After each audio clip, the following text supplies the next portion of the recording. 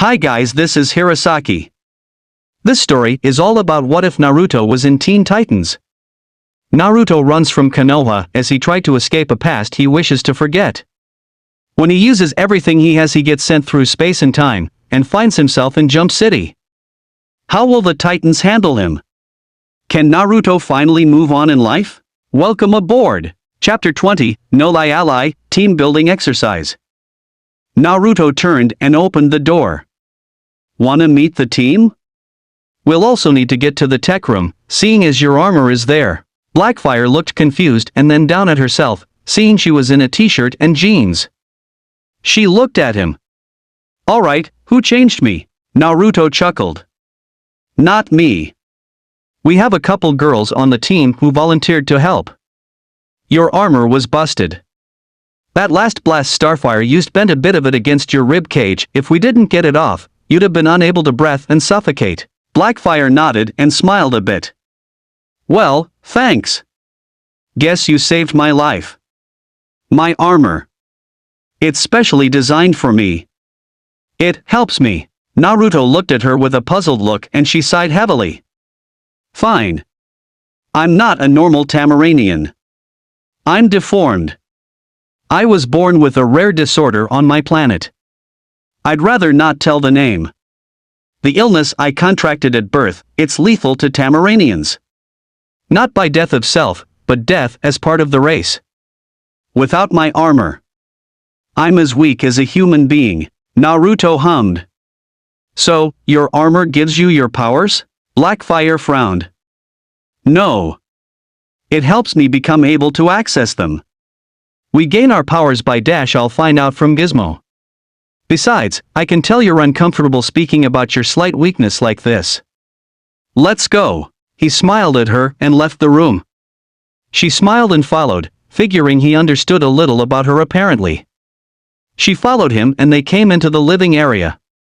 Guys, this is our newest member of the team. Blackfire. She was a little tense. Meeting up with potential new allies was a bit much. She only had to threaten to gain someone to help her out. So having them willingly become allies, and to make things crazier, them asking her to be their ally, was a bit puzzling to begin with. Hey, Shago smirked. Well, finally, another girl here. Seriously, it's always the same everywhere I look. The majority of a team consists of males. Naruto sighed. Seriously? You're gonna talk about how girls are either superior or seem inferior? What is with you? Jinx chuckled a bit. She's just pissed that she's only seen male competition and teammates. She never did fight Raven. Shago pouted. Hey, can you blame me?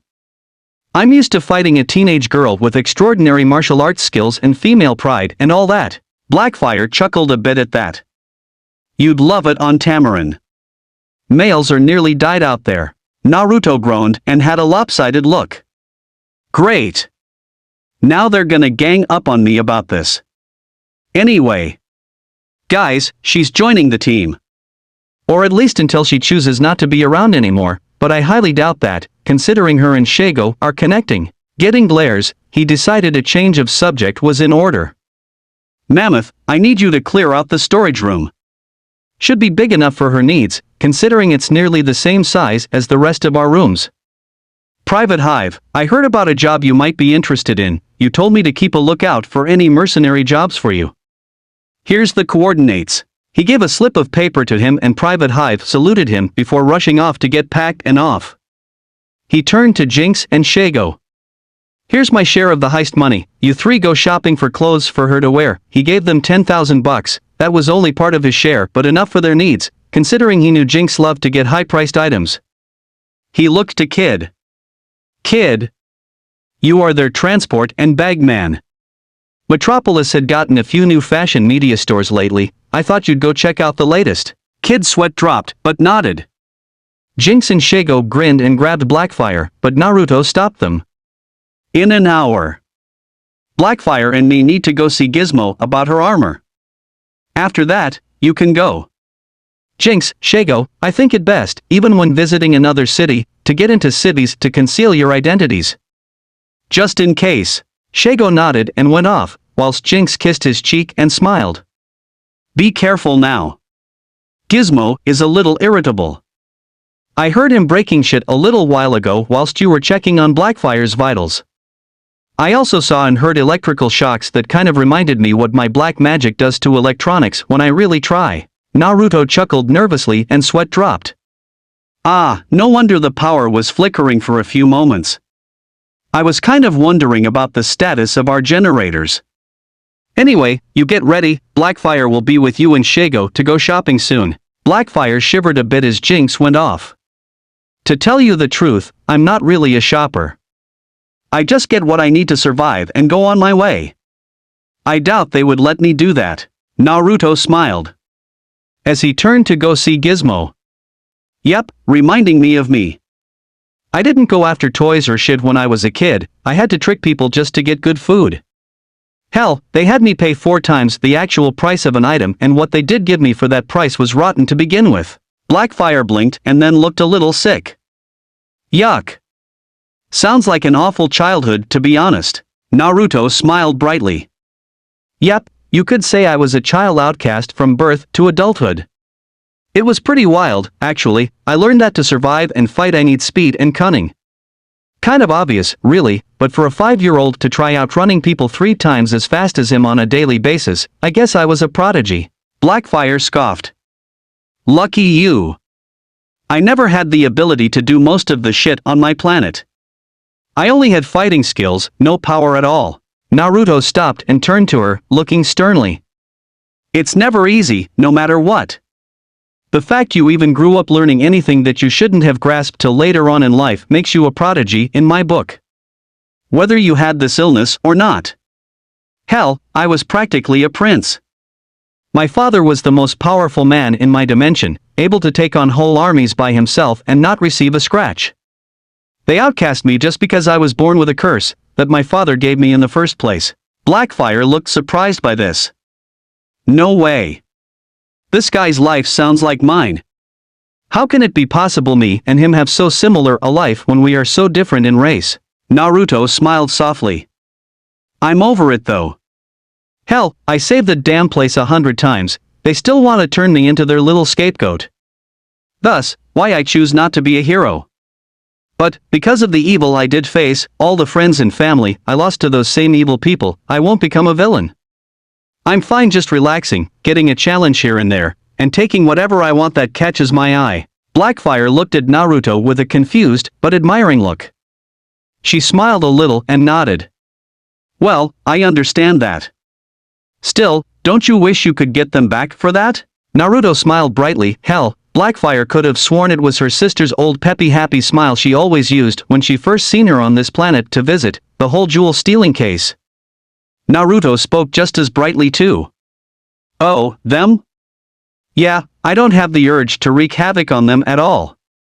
Considering I already set the damn village on fire and let it burn as I ran away, having stolen what I wanted from them that was rightfully mine in the first place. Blackfire sweat dropped and chuckled nervously. Yeah. I can see you're pretty happy that you don't have any regrets about leaving anymore. Considering you demolished the place. Maybe he is a bit crazy and unstable, but only with right reasons as far as I can tell. Note to self, do not piss this man off. They went into a medium-sized room full of gear and gadgets. In the middle of it all was Gizmo. Naruto smiled. Hey you damn midget, what do you got for me? Gizmo groaned and laid down a bit in frustration before turning in his seat. I got bad news, worse news, and even worse news. Which you want first? Should I go in order of worst to bad to from bad to worst? Naruto shrugged. Same shit to me, but to make sure we slowly get down in spirit here, from bad to worst. Gizmo nodded. Bad news is alien. And by that, I mean really alien. It'll take me a few days to figure out every purpose it ever had in the first place. Worse news is, half of this shit I can't even replicate without some major key components. Naruto sighed. Let me guess. The worst news is, there's some key components missing. Gizmo snorted in frustration. Yeah, you got it asswipe. Key components missing for major functions. Hell, I even got zapped trying to access this damn suit's internal workings. Look at this shit. I lost 5 good tools. Naruto and Blackfire looked to see 2 big tools, and 3 little ones, practically fused in a scrap pile. Naruto chuckled nervously. Well, guess we need to get you more. Alright, what's the word? Gizmo sighed, turning to get back to work as he spoke. The whole thing is built for a few things here. I managed to get the concept of the functions that was part of its wiring. And one of them brings up the question. Hey, cutie, you related to any Kryptonians? Blackfire looked confused. Who? Gizmo sighed heavily. Never mind. The reason I ask is because, apparently, your armor is designed to saturate your skin and cells in radiation to allow them to absorb ultraviolet rays. Kryptonians are able to have all their powers from absorbing yellow sunlight. Thus, why I asked. Naruto turned to Blackfire as she asked her next question. I don't know what a Kryptonian even is. Naruto smirked. You will. There are 4 on this planet. Superman, Supergirl, Superboy, and Power Girl. The first 2 and last one is in Metropolis, the 3rd. Well, he's teaming up with the Titans, basically part of the team your sister is on. You'll meet him someday soon, Gizmo scoffed. Well, whatever the reason may be, I can at least duplicate some of these functions. After all, there have been a few suits made up to help absorb sunlight. If I got the right gear, we'd be able to at least get that function and a few others into a new suit. Titanium is lighter and more durable than this thing. Blackfire blinked but found a bit of hope. You mean you can make a suit even stronger than that one and still able to do what it did? Gizmo turned to her with a grin. No prob. This pit sniffer knows I'm the best damn techie on the planet. Hell, I made his suit and it's never needed to be fixed at all. All I really did was upgrade it once for his needs. Naruto gave a thumbs up. So true. I love this suit. Maybe next time we can forget the red though. Anyway, this brings up a few things I need to know. Why do you need to absorb sunlight? Blackfire sighed, crossing her arms. Well, we need them to absorb energy, and when we have that energy, we can use it to power our star bolts, and also be able to fly. Remember my illness? My illness prevents me from absorbing sunlight and gaining that energy. Thus, why I needed that armor. Gizmo hummed. If that's all you need, I can have a suit of armor ready for you. By the end of the month if we can steal everything we need. Blackfire looked at Gizmo with a smile that grew a bit more every second before rushing in and hugging him tight. That's great. I can hardly wait. Wow. If what they say is true, and I can have an armor that is even stronger and able to give me my powers back, and all I have to do in return is give them a chance to be friends. All I have to do is allow myself to let them in my heart and be friends with them if we allow it, and I can have better things. This is surreal. Gizmo was blushing but managed to get out of her tight hold, which wasn't very strong actually. Alright. I'll be working all-nighters for a while, check in every now and again if you want, but try not to stall me too much. The more information I get about this thing, the better suit I can make for you. Naruto patted his shoulder. You're the best, Gizmo. Keep me up to date, and whatever we need you'll have to give me the list and we can go out and get the shit. He and Blackfire left him to his work and Blackfire was smiling. Naruto smiled and chuckled. Brightened your day, I suppose. Good. Listen, enjoy it. If your life's been as bad as you say it has been, for as long as you say, then good things haven't come to you without a price. This time, no price at all, the only price is to have good moments in your life, and often. Blackfire nodded and sighed in relief. When he listed the bad news off, I lost all hope. But, he had ways to bring it back. I'm glad. Naruto nodded. Good. Get glad often. Now, I do have to make sure you understand that he may ask, or you may have to tell him yourself, on the look of your armor. I could have had any look for mine, I chose this design. Whatever look you wanted, I am sure he can comply and give you exactly what you need and want. But try not to bash him when he asks your measurements, trust me, he will need to make sure the suit fits you perfectly. Blackfire chuckled lightly but smiled. If it's to help him give me a perfect fit suit so I don't move abnormally, I wouldn't give hitting him a single thought, it'll be thrown out and not be done. Naruto smiled and nodded as he walked her back to the living area. Now, as he gets your battle suit ready, you get some relaxation and home clothes. Shago and Jinx are pretty wild shoppers. Shago's already grabbed a lot of things for herself and Jinx got a few new dresses, and it's only been a day or two since we pulled out heist. Jinx punched his shoulder. Hey, no looking into our rooms. Besides, some of those things were for special occasions only. Naruto rubbed his arm. And the fact you two tried to sneak in late at night during my meditation in the living room with arms full and I notice because you kept dropping shit has nothing to do with me knowing? But anyway. You three have fun. Blackfire, see you soon. Shago and Jinx grabbed Blackfire and dragged her like a rag doll to Kid, whom sweat dropped before teleporting them to Metropolis. Naruto sighed. Well. Hopefully she doesn't get ripped apart by those two having her try on shit. Now then, Naruto went back to Gizmo. You gonna tell me the real news, or do I have to pry it from you the hard way? Gizmo scoffed. I gave her hope, yeah. Listen, the real news is this, even though everything I said was actually true, there's gonna be complications. Not only do we need a good amount of titanium, we need to be able to weave the shit after we get it into threads or strands. Not very easy, mind you. Remember it took nearly a month to get your first suit ready? That was when we had Hive backing our budgets. We're on our own here as Pandora. Naruto nodded. Alright, and the other bad news you failed to speak of? Gizmo turned to him. There are 3 major companies dealing with tech, major tech so advanced that if you need anything regarding new technologies, those 3 are the only place you're gonna get the needed stuff.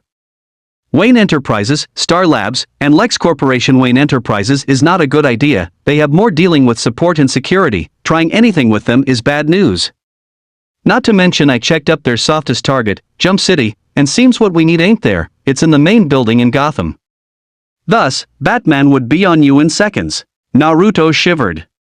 And even though I did beat him, he'll be ready this time, and I would rather not use my power techniques against him. Gizmo sighed heavily.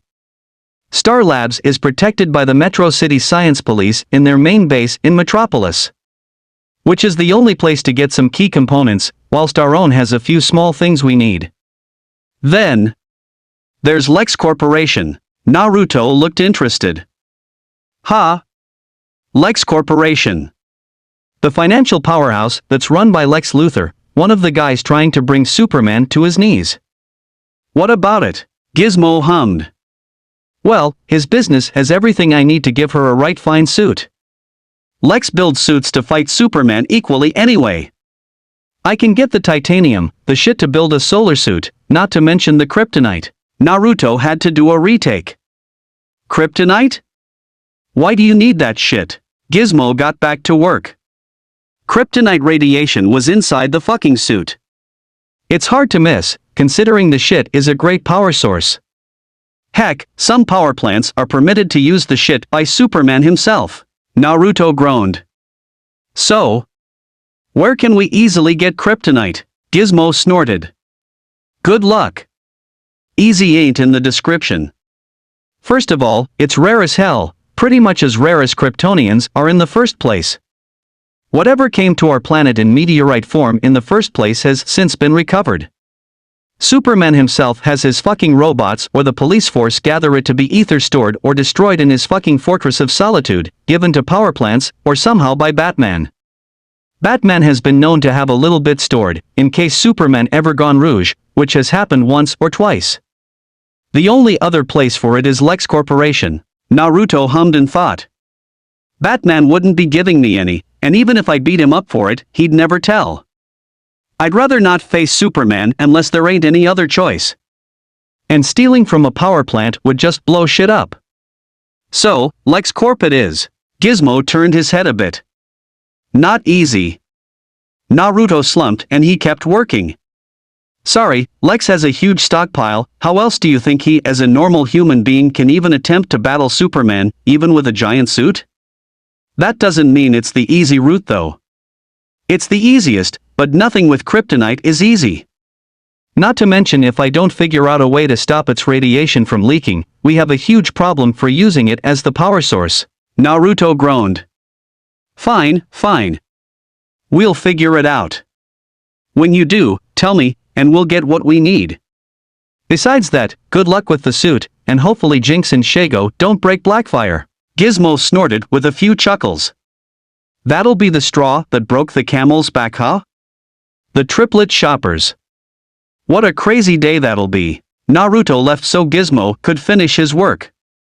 Unbeknownst to him, the three he sent to go shopping were about to be the reason for a fight that day. Titan's Tower. It was usual relaxation today. Until they needed to stop a thief or major villain, they had the day off. Raven was in her room in deep though, Beast Boy was playing his newest game, Donna was currently doing training plans for how to get them to beat KitsuneX next time, and Cyborg was in the garage with his car, trying to get it fixed up. Starfire was in the training room, way in deep thought herself. She was only touching one of the bags gently. Why? Why is it going so horribly wrong for me? First Robin leaves, then X and Pandora pull a heist and we fail to stop them, then my sister tries to hurt me again, and when I beat her this time she is captured by X. She made her hand into a fist and yelled in frustration as she slammed a punch into the bag, blowing it off the chain and into the wall, making it rip apart and make a mess everywhere. No! I won't give up. I mustn't. For Dick, for my team. I can't stop now. I have to get stronger. She popped her knuckles and started punching and kicking the next bag, going easy on it and only using her skills, not letting her powers destroy the equipment as she trains. X wants skill? I'm going to show him skill. I'm a Tamaranian. A warrior princess. I don't have magic tricks to put on a show, I have power and skill, and will use them like the true warrior within me. Watch out X, next time we meet, I won't hold back a single attack. Static and KF were on patrol, KF speeding around rooftops and jumping from roof to roof. Hey, momentum from that speed is very useful when jumping. Static flew by Star Labs and checked the communications. Humming he flew off. Hey, KF, it's been pretty slow. Is the superhero gig with a team this easy going? Not including X of course. KF just jumped 10-storied up and ran to the top of the Wayne Incorporated building. Kind of. It's not exactly villain central in a place like this. The fact is, the Titans are even stronger now, making most solo villains rethink trying anything. Not to mention X already took the biggest payload a while ago. Static sighed heavily. Well, not to rain on any parades here, but I'm trying to be a better hero. If the only good competition is X, I'd rather face him every week. KF chuckled. Trust me, I'm all for quick, but sometime it's better to slow down. Listen, X is gonna figure out we're a threat soon, and when villains think a hero or team is a threat, and they are already part of a strong team themselves, usually they go in full force. We are supposed to be ready for when that happens. Would you rather be tired and nearly out of energy there, Sparky? Little humor between them was good, they were pretty good friends starting off. Both being scientific and all about the sciences. Static chuckles. Hey, you're the one wearing thunderbolts on your ears there, Speedy. And yeah, I know that's the other guy, but seriously, call the archer Speedy and the guy breaking the sound barrier on foot the kid version of the big guy? KF chuckled as he landed and ran across the next rooftop. Yeah, well, kid Flash rolls of the tongue more, especially considering I admire the Flash a lot. With the joking over, they started finishing patrol. Superboy was walking through the halls of the tower but stopped at a big door. He sighed. Dick, sorry, I was getting a bit solitary there. You know me, both of us trying to prove something, me trying to be all for the mission, I forgot these are your friends too. He entered and seen Cyborg under the T-car, getting the power lines all rerouted. Superboy seen a half-built motorcycle in the back and smiled. That's a project I can work on later. First, I help him out. Superboy went up and tapped Cyborg's leg. Hey, need any help down there? Cyborg came from under the car in confusion. Superboy? I guess, you know anything about cars? Superboy shrugged. I know my engines. I'm more of a bike person myself. But, anything you need? I'm more than capable of helping either way. Cyborg chuckled a bit. Sure. Give me one of those screwdrivers, and a pipe nut? Superboy nodded and grabbed the nut. Flathead? Cyborg checked. Phillips. Superboy grabbed the Phillips and brought M over. Cyborg grabbed M and started getting the final covering for the wires done. After that, Cyborg sighed in relief. Alright, try to start the car, I need to see if this thing holds. Superboy went to the driver's seat and turned the key. It started right up with no trouble, and he whistled.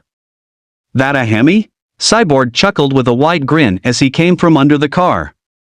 Gotta give this baby some torque to get me around town without having to be carried like some puppet. Superboy chuckled at that. Yeah. Miss Martian would help me simulate flight by moving me through the air with her mind, kind of felt weird and cheesy. I'd rather get something like a vehicle to get where I am going in a hurry. Cyborg looked to the bike he had started, but never finished. He was pretty damn proud of his T-car, he didn't think he needed to get that thing finished. He smiled and looked to Superboy. Wanna help me finish the bike? You get to name it, and it'll be yours. Superboy smirked. Sounds good to me. Cyborg and him rolled it up a bit to start working, and Cyborg looked to him. So, tell me. What brought you down here to begin with? Superboy shrugged. I figured Dick wouldn't want his old friends and his new ones to be so distant to each other. He'd want us to get along and form the team right. Don't you think? I thought I'd take the initiative and find something to do together with one of you. Seeing as I am a decent mechanic, I'd help you. Cyborg smiled at that. Yeah, Robin was always about keeping the team together. Hey, thanks. Guess we weren't very warm company for a while either. Starfire's a little unstable though right now. Superboy chuckled softly. Well, I figure she's got a crush on the guy. But seriously, losing him, failing him by letting X beat us? She's feeling the weight of this all by herself, and no matter what we say, I am pretty sure she will keep blaming herself. We have to try harder, and she will too. When she softens up a bit, I can guarantee it'll be a great thing. Cyborg nodded and grabbed the power cell. I guess. So, want this like a classic chopper look, or a speeder? Superboy grinned wildly. Speeder, please. With that, they began getting it fixed up. Underground base. Ravager sighed and stretched, feeling better and able to move. Well, no time like the present, right, father? I'll show you I am the rightful apprentice to your teachings, and be just as amazing as you. She walked to the glass room and smirked. So, everyone rested? Kakashi, Niji, and Rock Lee looked at her passively, while Sakura and Sasuke were looking determined and snarling. Ino and Temari were just meek about this whole thing. She hummed. Well, it's time. Remember the deal. You fight and catch the Titans, and I will catch Naruto for you. But, to make sure Naruto comes to see me alone, I think I need your help. What do you say? Kakashi looked to Niji and he sighed. Well, guys? Shall we? Sooner we get Naruto, sooner we leave. Sasuke smirked evilly. Finally, no more slacking around. Just make sure you don't rough up Naruto too much. I want the pleasure of ripping his body to pieces before we get back home. Ino and Temari looked to each other and shivered. We got a bad feeling about this. But what choice do we have? We're in. Ravager nodded. Meet me a few rooms over in an hour. Stretch your legs and get ready cause you will need to be when you fight the Titans. She left and smirked. And soon, father. The Titans will pay for your murder. She grabbed her sword. It was something given to her when her father left. She pulled it out to look at. After all, you taught me the sacred rule. An eye for an eye. She sheathed it hard and strapped it to her back. Winston, the butler came out. Yes, madam. She walked to the other room. Get the transmitter equipment ready, and one of the quality cameras. We're gonna put on a small show. Chapter 21, Konoha vs. Titans. Ravager's plan begins. And that's that. You're one crazy guy, Naruto. Though I kinda like that. Gizmo pulled up some building specs, 3 different ones which were from one building, but looked to be from 2 different ones. Naruto smirked. Hey, you're helping out, so you're just as nuts.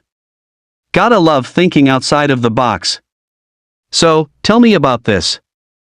How the fuck are there 3 completely different blueprints? Gizmo exhaled heavily. That's the thing. This first one is public knowledge, publicly broadcast as the usual security, rooms, and items. The second one is the legit security. I had to take this one straight from the security records of the Metropolis PD's database. The third one is everything. Research, rooms, actual security levels and defensive modifications, not to mention a few hints, tricks and tips on what the hell he has. He's a villain, you know, he isn't without a lot of secret stuff. Naruto groaned. That's one hell of a security Lex has got. You sure this is the best way? Gizmo scoffed. Taking it from some of the power plants will bring chaos and nuclear winters. Taking it from the government brings the damn JLA on our asses. Pulling a heist on Lex is the only way to be totally safe here.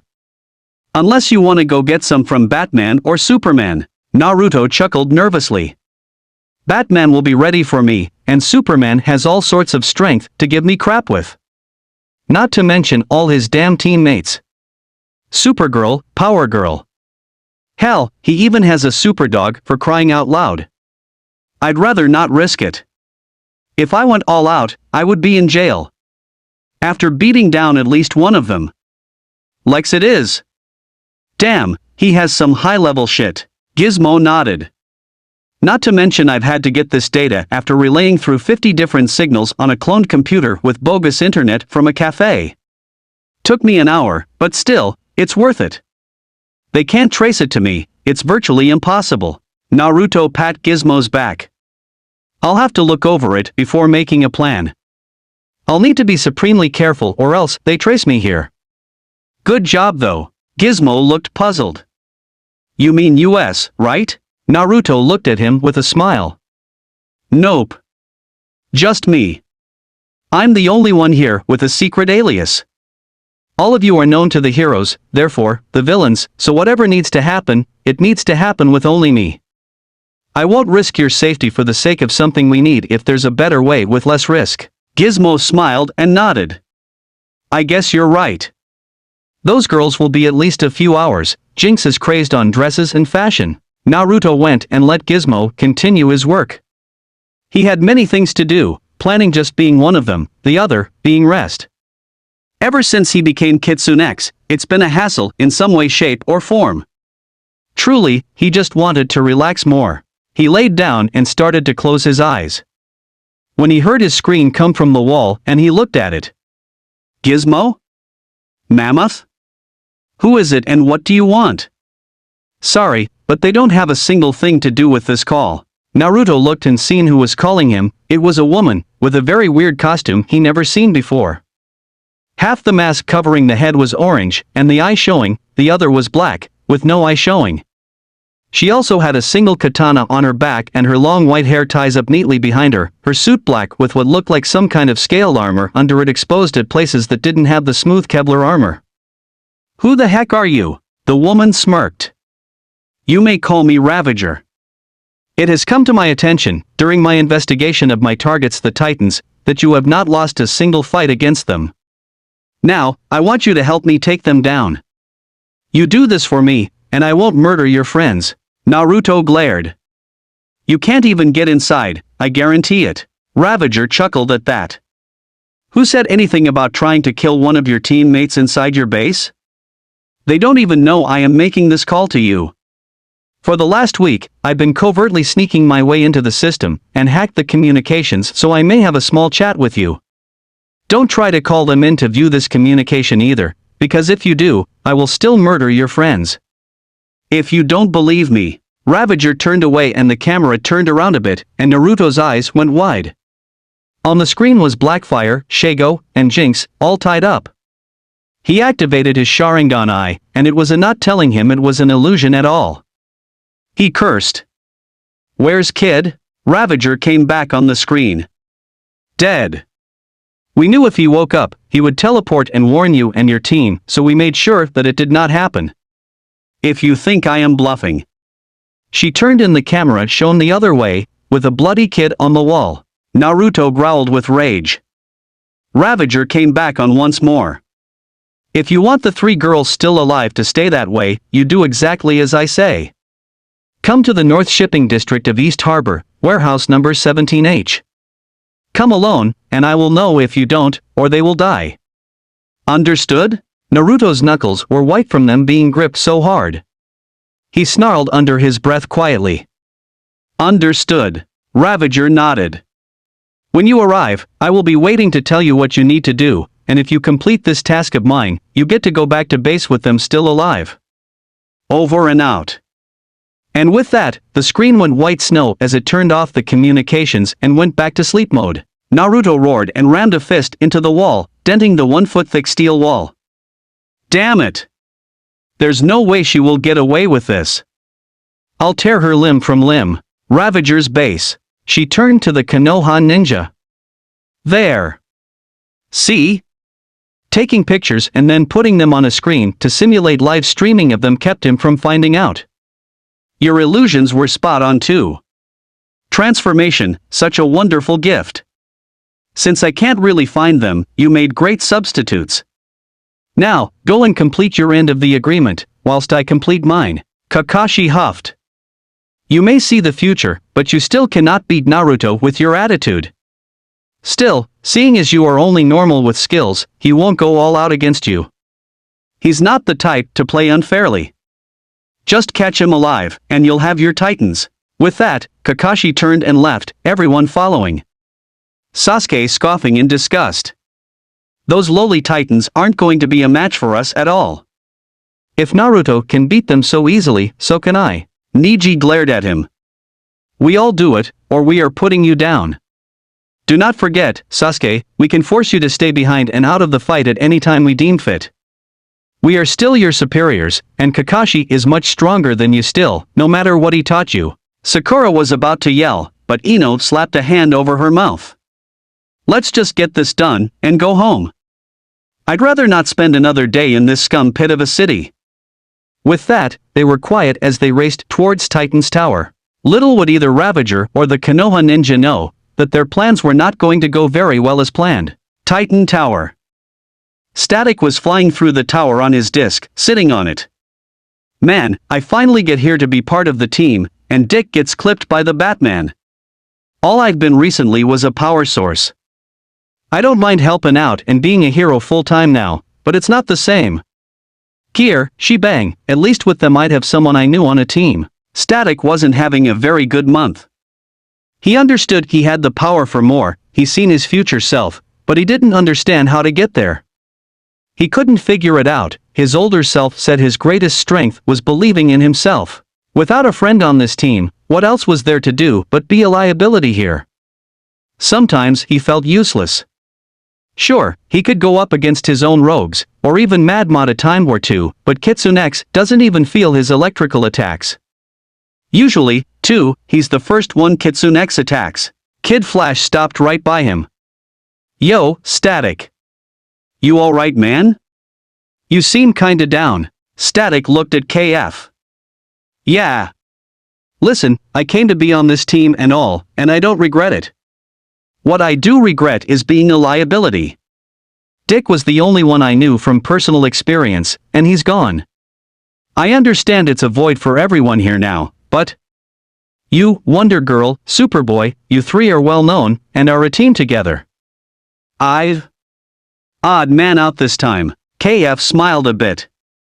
You think you're the only one who has felt that? Believe me, we all have. You think it was easy getting to be friends with Speedy, Robin, or either of the Aqualads? Just because our mentors were teammates and knew each other, it didn't make it one bit easier for us than it is for you right now. What you have to ask yourself is not whether you know someone on this team or not. You have to ask yourself, do you want to be on this team? Because if you do, you're going to need to stop thinking no one will like you. You have to connect, just like everything else. Static looked to KF. You have a point, but it's not like I am mystical, an alien, or a warrior. I'm just a simple straight-A student from a little town, and my powers came from a bottle. KF scoffed softly. And mine came from a lab as well. Listen, this is just like high school. You're in a new place, new people around you.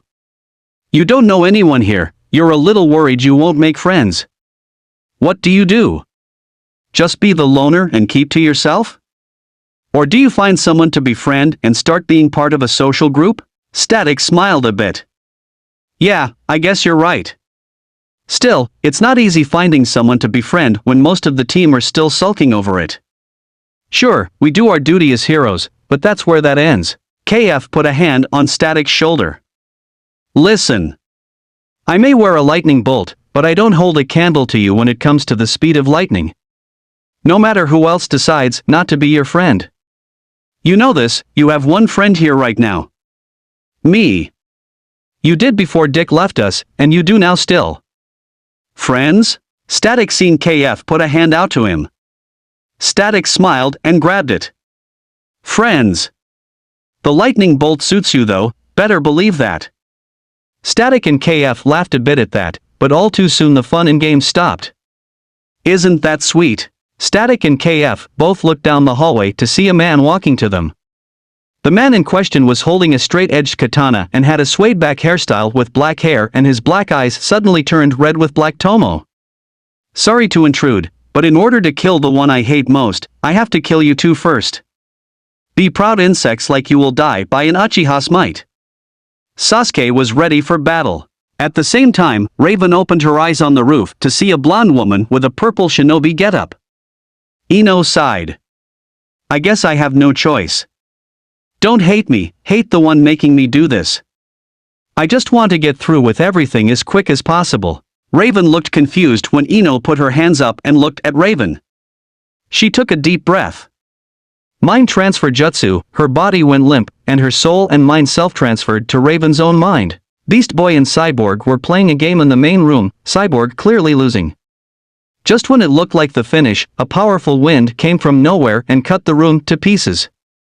They looked around until they seen a woman in a black kimono and big as hell fan in her arms, and a man with long black hair and white gear on. Niji and Temari looked at each other and Niji huffed.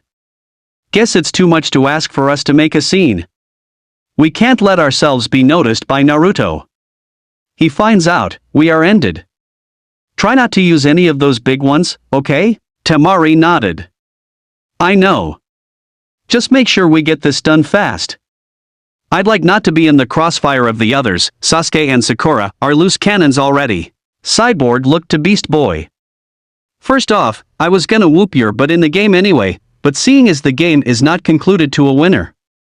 How about a new one? Whoever beats one of these guys first cleans the room up. Cyborg and Beast Boy jumped over the couch and started walking to the two at the exit. Beast Boy scoffed. Have fun, dude. I'll take the girl on. Superboy was currently getting some of the training equipment for Cyborg and Starfire up to the heavy training room. When he got there, he seen a man in green spandex and really bushy eyebrows using one of them. Rock Lee was lifting a heavy 100-pound block loader up, currently at 500 pounds, and he was groaning a bit but still not even breaking a sweat. He seen Superboy and put it down, rolling out from under it. He smirked and got into fight stance. I see this was your destination, and was going to wait, but I was unable to resist these training contraptions. They are quite wonderful, but I must keep my mind on the mission. Prepare yourself to fight me. Starfire was in her room, wrapping Dick's cape around herself. She truly missed her friend, someone she cared for with so much feeling she could even say it was more than a friendship to her. Wherever you are, I hope you are safe, and that soon, someday really soon, you return to us, return to me. She clutched it tighter before hearing a chuckle. Oh my, such a sad little thing. If you're my opponent, I doubt you'd put up any resistance. You're just a weak, feeble part of this group, no matter what kind of info we got on you. Starfire jumped up off her bed and jumped away as her bed and part of the floor was crushed. She charged her bolts in her hands as she looked at the attacker. The attacker had pink short hair and a red outfit. Sakura grinned.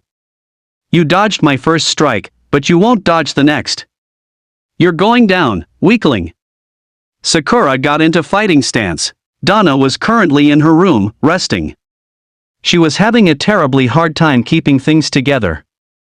Every time Starfire would start coming out of her shell, something goes wrong to piss her off again. It was endless apparently. Although she did notice something now. She tilted her head and put a hand up and caught a knife that came from behind her. She looked at it and got up. If you truly wish to fight an Amazonian warrior, then test your mettle truly. Do not try to sneak around and assassinate a warrior of my caliber. Kakashi came from the vent and sighed. My luck keeps running out. But I guess I can't blame it, I always seem to pick a fight that deals more with open area fighting nowadays. Amazonian, huh? This may be tough. Donna seen him pulling his headband from covering his eye, before he opened it, and only it, showing a red eye. I'm not going to take it easy on you. Donna grabbed her bracelets and put them on. Me neither. The two got into fighting poses, and the battle within the tower began. Donna flew forward and threw a hard jab, which Kakashi dodged easily, and rammed a swift one into her ribs. Donna felt the power and it was strong, but not strong enough as she twisted fast and slammed a horrifying swing kick at Kakashi, who tried to dodge it, but could not completely as it effectively ripped his jacket off when her boot clung into it. Kakashi hummed and backed off, landing on the table in the middle of the room. I think you twisted my shoulder a bit from that, he rubbed it gently. Truthfully, he did feel it was kind of out of place now, a little out of socket, and HT like a bitch, but like hell he would allow her to think he was weaker. He still had a few tricks up his sleeve. Donna sat down and looked at the jacket. Military? That's a high-quality vest and that metal plating hurt like hell when I kicked it. This guy must have been high on the ladder in that other world like Dick's notes told me. I better be careful. Kakashi threw a few seals in rapid succession and instantly his hand was sparking with lightning. This will be the end of you. My job is to kill you, so prepare for death. Donna looked shocked. She knew this attack, she had seen a bigger version from the ice villains taking over months ago, used by KitsuneX. She knew its devastating properties, she had to dodge it. Kakashi ran at her with blinding speed as she stood in shock. Donna snapped out of it and waited. She wasn't about to let him have room to swerve around before the strike. She knew you didn't dodge an incoming strike from an opponent when they begin, you dodge when its pattern was already predetermined, so it couldn't change course without stopping and giving time for an escape. Kakashi thrust with all his might, trying to end this quick. Donna's back foot was set just right to when she turned, she pushed against the ground and her body spun around the strike, just like Wonder Woman, Diana, trained her. She didn't hesitate and kicked off the ground with her front foot to jump forward and swung with her back arm, slamming a fist directly into Kakashi's face. He was sent flying back and into the wall as she didn't allow her strength to fail even an ounce to end it quickly herself. Kakashi hit the wall hard enough for the Kage Bunshin of him to dispel. He had switched himself with one in a matter of seconds, and was glad he prepared one in case. Its primary use was to catch her off guard after she dodged, but he didn't expect this opponent to dodge and counterattack so effectively. He had heard Amazonians were women warriors, very skilled in hand-to-hand combat. He expected himself to be better, he underestimated them it seemed. Donna scoffed. Come out. Face me in true combat, you coward. Oh, that was another thing. Amazonians were more the direct type rather than sneaky, so he had to play to his strengths. He took out a kunai as he was hidden outside the door. He knew there were limited places to hide when she was looking. Kakashi took out 3 shuriken and instantly opened the door, throwing the 3 shuriken at her. She had heard the door open and flew back, using her brackets to block all 3, but suddenly a kunai followed where she couldn't protect, and she was only fast enough to turn her body as it went into her, cutting into her shoulder. She groaned and pulled it out. Donna was used to pain, of bleeding out, of being wounded like this. Diana had paid no expense to train her, only giving her the best so she could handle everything that came her way. Kakashi was fact on her again, already have prepared another Raikiri. Take this. Donna knew she needed to go on the offensive. Now. Kakashi struck out hard, and Donna flew up, and it worked as she had planned. She was struck hard in her side, blood spilling out from her body. Kakashi smirked. This time I had the upper hand. Donna coughed blood as she smirked as well. I'm taking you down with me. Donna grabbed his arm and struck it, breaking his elbow and pulling him forward, slamming a knee into his chin and breaking it as he flew back, but caught his leg. Kakashi was stunned, but he still was able to fly through a one-handed set of seals and blow a fireball at her as she pulled him in. Donna threw a harsh jab at his stomach as he rose up to blow that fireball, and she struck home, causing a devastating blow to his stomach and liver before she was burned by the fireball. The end result of this fight was simple. Kakashi knocked the hell out, and Donna was burned, cut into and bleeding heavily. Donna grunted as she lay on the ground with half her face having second-degree burns. She had only one thought. I won't die from this. I've had much worse done to me, but I will require help soon or I am in trouble. No one was going to help her for a little bit, as Raven and Ino were on the roof, and both were inside one mind. Raven's mind. Ino was inside and she was racing around. She was huffing and running wildly as these 4 red-eyed crows followed her. This was an amazingly effective mental defense. Every time she picked a target to get into Raven's databanks, these things would try to rip her apart. She already had her left arm pecked till it was unusable. She was about to just exit the jutsu when suddenly dark energy encompassed her. In front of her stood Raven. Why are you here? How did you enter the confounds of my mind without the use of a mystical object from my home world? Ino was terrified. My family has a special technique, able to enter the minds of anyone if we aim it just right. You stood still, it wasn't hard to get in. I'm wishing I hadn't.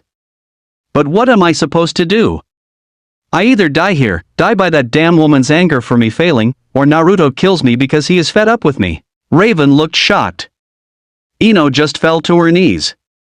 I want to go home. I want to quit. I just want to pick flowers and live my lonely life of regret without anything else trying to kill me. I was a bitch, cheating on the one I loved, and now this. All this because of that. Your mind is messed up, and I can't get into it to get you to come with me so I even have a chance of living with no regrets. Raven put the energy down and Ino looked at her. Raven stepped up. I can teleport you back to your world. All I would require is time to prepare. You tell me everything I need to know about why you attack me, and everything else, and I will gladly help you. Ino looked at Raven in shock. She just nodded and cried more. Thank you. I'll gladly do that. Knock me out and put me somewhere, make it look like I lost. Then go help your team, they are in trouble. You know who my team is from the ice villains we teamed up with, and let me tell you, Sasuke and Sakura, the one with the sword and the girl with the pink hair, they are mentally unstable, they are out for blood and will not stop until everything is destroyed. Be careful. Raven nodded and Ino exited her mind. Instantly she powered Ino to her and slammed a kick into her head, knocking her out. Now to find a place for you. She teleported them to her room, and Raven instantly went to a random location to see who was still fighting. Heavenly Spin. Niji created his barrier as Cyborg had caught him off guard, firing off his sonic cannon at him. The cannon stopped firing and Niji stopped spinning, rushing forward. He knew Cyborg was half machine, his normal attacks wouldn't faze him, and Beast Boy could change, so his attacks would still be ineffective. He had to go with the traditional pounding. Beast Boy changed into a chimp and was bouncing off the ceiling and floor as he dodged the airwaves being sent his way from Temari. She cursed as he kept leaping out of the way. Anything bigger I broadcast this fight, I would rather not have Naruto fight me, he still has those clones of his. Beast Boy changed back to normal. Hey lady, you got some great range, but don't let that think you're better than me.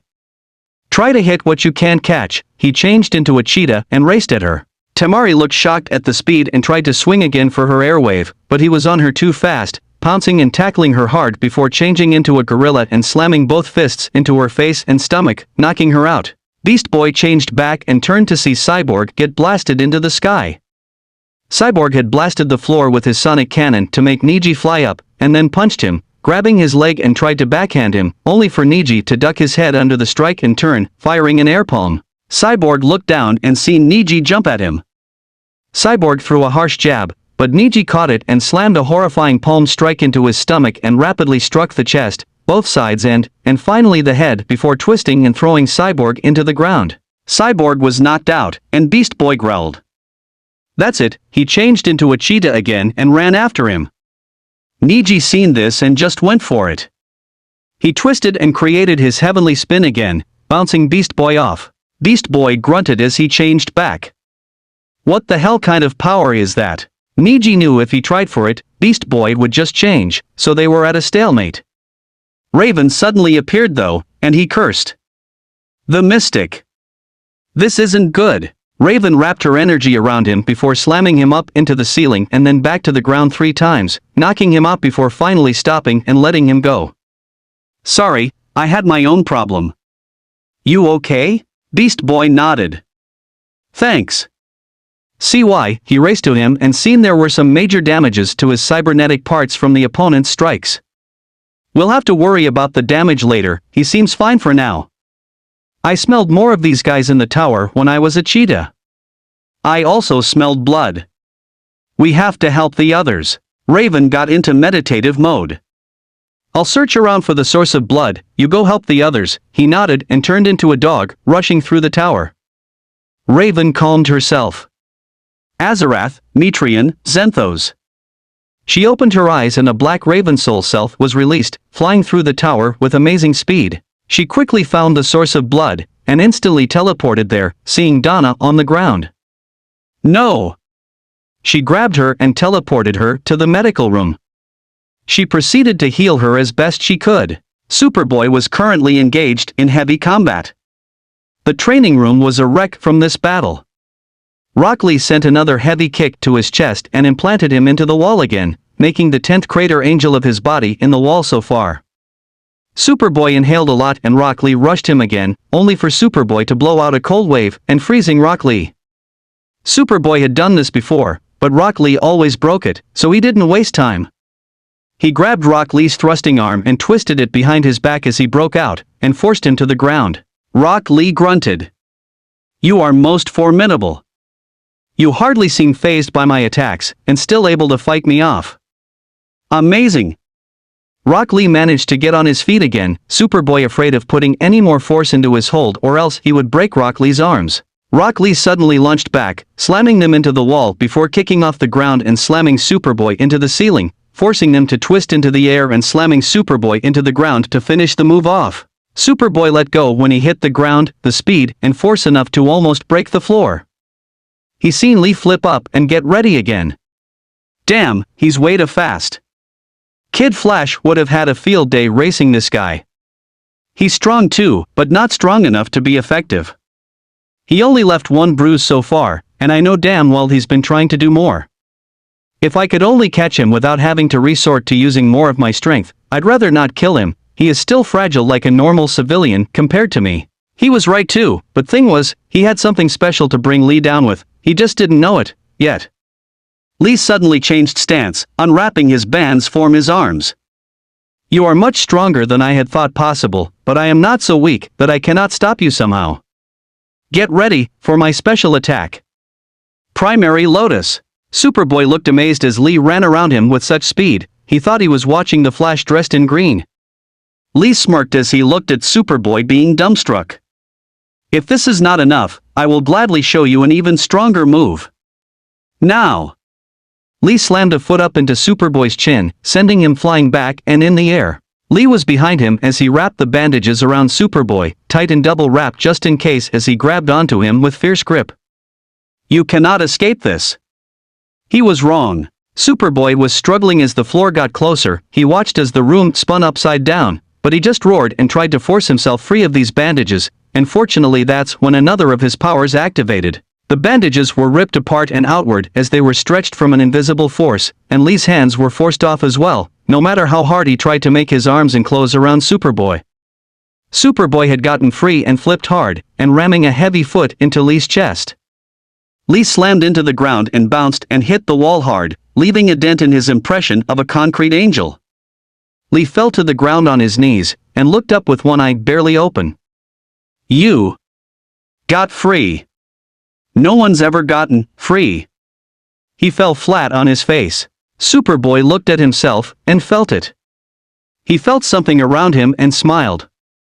I've finally managed to make it do something. My telekinetic field, I made it push out and force that guy off.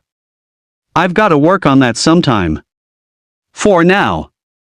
He went and grabbed Lee. You're going to answer some questions. With that, he took Lee to the medical room, where he met with Raven. Superboy frowned, seeing a few more as well as Wonder Girl and Cyborg. I guess it was too much to wish for only one fight and a total victory. How's Wonder Girl? She seems pretty bad, Raven sighed. She'll be fine. It's not her injury that concerns me, it's the effects of it. It's like her entire nervous system is in disarray. Like something is messing with it. I guess you could say it's like she was a machine hit by an EMP, Superboy hummed. An electrical attack? But I didn't notice anything like that from the guy in green, Raven nodded. And the blonde ponytail in purple uses mental techniques, Superboy rubbed the bridge of his nose. Meta-human? Raven looked to him. In my kind of category. They came from a different dimension altogether. Superboy knew of parallel Earths, and also he figured that's what she meant. An Earth of Meta Ninja? That's crazy, Raven nodded. Suddenly the room got dark as they looked outside and seen a storm coming, lightning striking and arching back into the clouds in an irregular manner. That's not a normal storm. There's at least 2 more enemies in the tower. I will search for TH- Before she could finish her sentence, the ceiling crashed down upon them and Superboy reacted quickly by grabbing her and using himself as her shield as the debris fell on them. Once the dust settled, they looked to the hole in the ceiling and in the floor and looked down. Starfire is fighting one. Starfire was currently taking a fair beating, actually. She didn't know what she could do. This pink-haired girl was healing herself with every injury at a rapid pace. If she hit any harder to fully take down this girl, she would risk a fatal injury, and she would not kill, as Dick felt strongly about, so she had to find another way before this girl finally beat her up enough to win. Sakura was punching with all her might. Her chakra was running really low from healing and the first punches she threw that missed, so she had to conserve to take Starfire on. If this went on any longer, Starfire would be victorious out of Sakura being unable to heal herself anymore, and that took a lot of chakra from such crazy injuries like broken bones. They hit a floor that didn't give way 5 floors down before they finally stopped falling through the damn tower, having went through at least 9 by now. Starfire was pretty beat up. She knew she wouldn't last any longer against the brutal attacks, but she had to try anything. Sakura kept a firm grip on her as she kept trying to slam her fists into Starfire's face. Starfire was getting tired of this, not wanting to black out anytime soon, and just roared, firing off an eye bolt and throwing Sakura up and into the air. Starfire got up shakily, rubbing her head and shaking it to try and gain her bearings once more. Sakura groaned, her injuries just about taking their toll. She stood and held onto the wall as she seen Starfire get up. What does it take to bring you down, you bitch? Seriously, weaker than normal punches or not, I should have knocked her out about now. Last I heard she isn't fucking Kryptonian like Superboy, so she shouldn't be this much of a fucking challenge. She was wrong. Starfire charged her bolts and huffed in frustration. You will not beat me. Your friend the KitsuneX beat me, then he kidnaps my sister, and now this? I won't lose to you. My will is as strong as Robin's. She roared as she blasted a decent strength beam bolt from her hands into Sakura and dealt a great blow. Sakura groaned and fell, finally run out of chakra and unable to move from her injuries. Starfire walked up and grabbed her by the collar and lifted her up. Now, you will tell me everything you know about KitsuneX's skills and what his weaknesses are, or I will deal this kind of punishment to your other comrades. Sakura groaned and chuckled weakly and deliriously. Naruto has no weakness. Whatever you deal to me won't be enough, his torture of me a while back was enough. Naruto's not going to go down to anyone, no matter what. I decided before I die to just fight and win for once one last time. Guess I can't have that, so just end it. Starfire huffed and pulled her back up to medical where Raven and Superboy were trying to clean up. She tossed Sakura onto a table and punched her out. I suppose these are her comrades. Wonder Girl lost? Against whom? Raven looked to Kakashi. She didn't lose, it was a draw. This was her opponent. Cyborg fell to the guy in white. She pointed to Neji. And so far, it's been wins all around.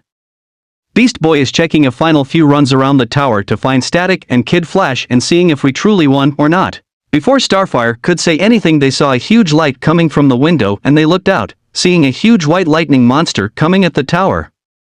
Raven was stunned. No way. That's not possible. Superboy was looking horrified. KitsuneX. Is it? Raven shook her head.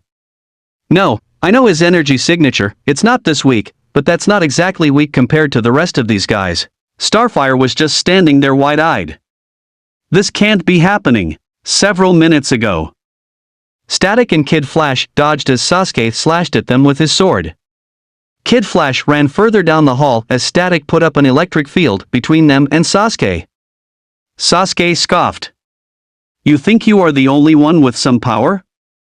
Let me show you mine. Chidori Current. Sasuke charged a Chidori in his hand and slammed it against the floor, and it ran across the floor to the electrical field and made it burst and disappear before he ran through. Kid Flash zoomed and went for a clothesline, but Sasuke saw this and went to cut KF's legs off.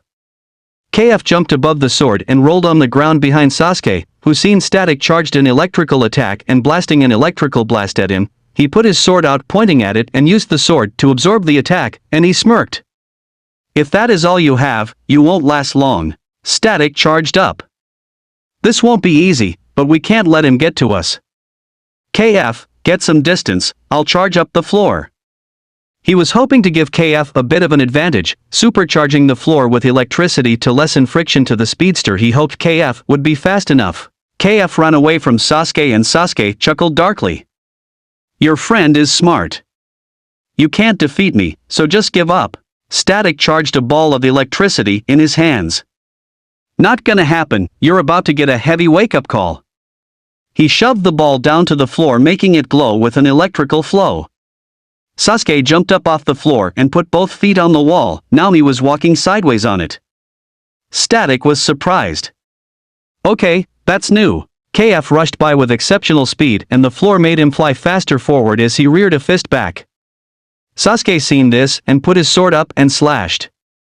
KF dodged at the last second and tried for a reverse elbow strike to the back of Sasuke's head, only for a hand to be there and blocking it. KF was shocked and he skidded along the floor as the electrical flow vanished. Static was at a loss. Speeding KF up didn't help. Could he see KF like he was in slow motion or something? Then he remembered something. That's it. X has that Sharingan thing, the red eye, right?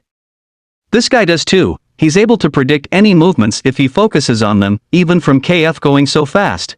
Static charged up again. KF, keep striking for him, sooner or later he's bound to stop blocking, we gotta end this. Now. KF nodded and rushed forward again, and entered what he called super movement, which basically turned everything around him slow as a turtle and him going faster than normal. The speedsters could easily pull this off, but frowned upon it for a few reasons unless it's needed to take down someone super tough. KF was on Sasuke fast, but he looked wide-eyed as Sasuke turned fast and slashed with his sword. KF tried to dodge by jumping but failed as Sasuke managed to slice into his leg before he fully dodged it, cutting near to the bone but not taking anything off as KF rolled on the ground and held his legs as things turned to normal. God! He's fast UGH. Static, we have to get going. Static was shocked seeing this. He turned to Sasuke, who swung his sword to clean his sword of the blood, and he shook. He not only could see Kid Flash, but he could match him too. This guy ain't human. I have to take him down though, I can't allow this to go on. Static whispered to KF as Sasuke just glared. Can you run on your hands to a safe place? KF looked confused. Yeah, why? Don't tell me you're going to try and take this guy, he's wicked fast and can neutralize your powers, we can't stand up to him. Static smiled a little. I know. But I'd rather you be safe. I may not be the biggest hero, heck, I'm pretty much just a battery. But I am one battery that can at least handle this till backup arrives. Go, see who's able to help here. I'll at least keep him busy. KF just looked at Static, then to Sasuke. He sighed and groaned as he got ready to move. You better stay alive. He ignored his legs as he ran to medical as fast as possible. Sasuke grinned. Done preparing? I've seen your skills, you can't beat me. Not even with that trash Kid Flash. I'll raise the heat now. Fireball Jutsu. He breathed in as he did the seals one-handed before breathing out and launching the huge fireball from his lungs straight to Static. Static looked in horror and moved back as he charged up and fired at the ground, setting an electric perimeter as the fireball got close. Before it hit, he slapped his hands together and laced his fingers, making the electric perimeter close in, and cut the fireballs in half, and then used the same electrical perimeter he set to generate spikes out of the sides and blasted outward, forcing the fireball to vanquish into tiny embers that were dying out. Sasuke looked a little surprised. "You're not too shabby, taking out my fire jutsu with measly electricity." Static smiled a bit. "I've had to fight fire like that since my beginner days. He'll burn the place down if he stays inside, and I'm cramped here. I have to lure him outside. Maybe just running? He did come and find me and KF in the tower in the first place. But I need him focused on me, not trying to finish KF." Sasuke was walking forward with his sword and Static had an idea. "Think you're so tough? Bet you can't catch me, you dog breath little wimp." Achihaha? Sounds like a name of the family of morons. Static didn't let that simmer before running, he just bolted as fast as he could out to the roof. Sasuke growled as his eyes spun in rage. "I was taking it easy on you, but now you pissed me off." Sasuke ran fast, easily keeping up with Static. Static had to go through quick turns, down and up elevator shafts and stairs to somehow make Sasuke slower, but eventually he flew through the door to the roof, the impact against the door throwing him off and his flying disc skidding to the edge of the roof as he was on his knees. He groaned as he got up. Sasuke burst the door open and off as he stepped up, lightning sparking off his body and clouds coming in above them. "You're not going to escape your fate now. She didn't say we need to capture you all alive." That got Static's attention. "Who said that? Who are you working for? Why are you attacking us?" Sasuke brought his hand up in front of his fact, a Chidori forming. "That's none of your concern now, you're not going to live long enough to contemplate that information. Now die." Static jumped back to get out of the way of Sasuke thrusting that attack into him, but instead of completely dodging it he was stuck with a horrible wound, the Chidori sinking into his shoulder. "Aha!" Sasuke grinned but soon looked surprised as, after his Chidori subsided, Static blasted a heavy electrical field around him and zapped Sasuke back off him. Static grabbed his shoulder and groaned, shaking a bit as he bled. His hand glowed with his electrical powers, a little trick he learned after a few encounters with Shiv, a little medical trick. Static pulsed his electrical field into his shoulder, generating a special vibration that was rejuvenating his cells and making them multiply brand new, healing himself fully. He looked to Sasuke who grinned. "I got you. You're not going to be doing much with that wound." Static decided it was best not to tell this guy he could heal his own wounds and just kept a hand on his shoulder. "You still don't have the skill to take me down." Static had a very wild theory. He was able to absorb lightning, but it was so powerful it was a hell of a recharge. After rejuvenating himself and his current usage of energy, he was running low anyway, but he was going to try and recharge, using Sasuke's lightning powers to do it. Sasuke growled and charged another Chidori up. "Yeah? Well, you don't stand a chance with this one. I won't miss any vitals this time." With that he charged again. Static just stood there, waiting. Sasuke rushed forward more as the storm clouds were gathering darker above them. Sasuke thrust his hand forward to strike Static's heart, but that's when Static moved, charging the last of his electricity in his hand and clasping it with Sasuke's hand, and Sasuke looked shocked to see his Chidori wasn't ripping Static's hand to shreds, and even more shocked to see his Chidori was dissipating rapidly. Static grinned, feeling half his energy returning, and charged a heavy taser with his other fist and rammed it into Sasuke's stomach, forcing him back before he shocked Sasuke with a heavy blast. Sasuke groaned and was on a knee, looking shocked. Static smirked. "Sorry, you just don't have the raw power to stop me. I don't know how drained you are, but I am already halfway charged thanks to that, and I was empty." Sasuke was slowly losing his shock as he tried to think of a way to beat Static, then he smirked. "That's so? That's nothing compared to my greatest power. You won't be able to absorb this attack fully." Sasuke threw his hand up to the sky and a bolt of lightning hit his hand. A ball of lightning was in his hand. Static looked shocked at that. Don't tell me he can recharge his power from the fucking lightning storm that's rolling in. He found out though, that this storm was not natural, and he was a few seconds from finding out that this storm was generated from Sasuke himself. Sasuke grinned as a huge lightning beast roared and generated itself from the clouds, floating above the tower.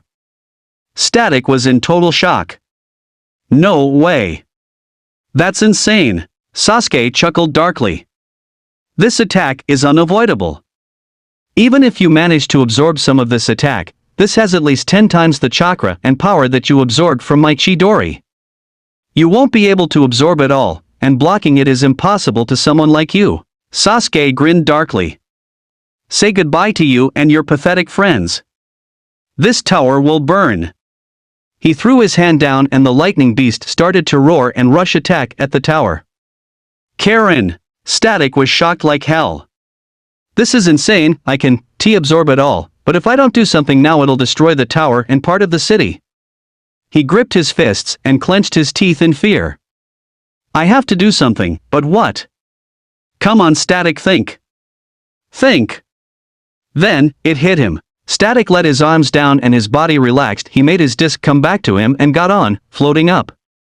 I can't absorb it all, but I can at least focus it somewhere without it destroying something.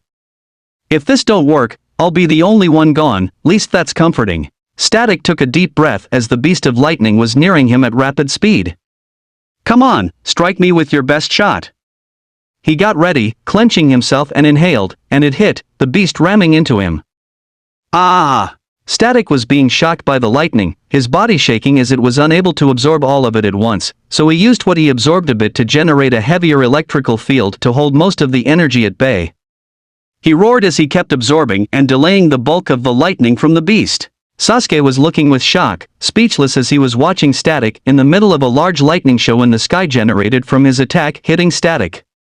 This can't be possible. Static absorbed most of the energy and his eyes were sparking with energy, his body pulsing with electrical power even more than he was used to in his whole life. URK. This is even crazier than when a sunspot cycle appears. I can't contain it. I have to be rid of it, but how? As if to answer his prayers, Sasuke was rushing him, jumping up hard to strike him with a Chidori again.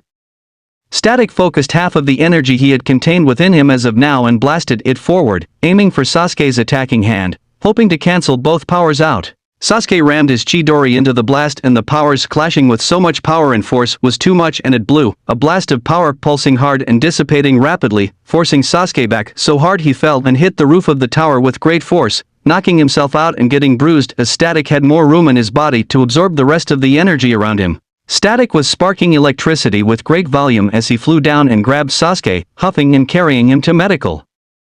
As he entered, he seen everyone look at him in surprise. He threw Sasuke on an empty bed, the last one, and looked at Wonder Girl. He went to her and put a hand to her wound, healing her with his rejuvenating wave, which released more of his electrical power, his body finally stopping from sparking with electrical currents. He was panting. Any more? Beast Boy returned and huffed. No one else is in the tower. These are it. Guess Static took care of the last one. These guys are the same ones who helped the ice guys, right? Raven nodded and Superboy sighed. That's right. So, how do we keep them from escaping? That guy in green is very fat and very strong, and I doubt any of these others are pushovers in their own right. Raven hummed. I could put a spell on them, something to keep them bound and unable to move until I can send them back to their own dimension. Starfire took a deep breath. They are from the same place as KitsuneX. I do not think it is wise to just let them off without questioning. There is more to him than that one person told us. KF was on a table and Static was healing his legs. What guy? You mean there's another of these freaks? Beast Boy huffed. Yes and no. A non-hostile. I say we ask about X before we send them off, like Star said, but as soon as we get the info, we get rid of them quick. Raven gasped as she felt a spike of energy and looked out the window. KitsuneX. He's fighting too.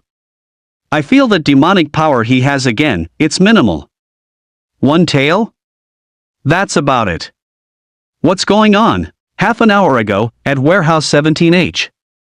Naruto was just outside. He looked and took a deep breath. Truth be told, he had his doubt, but also wanted to make sure he didn't let on he was worried.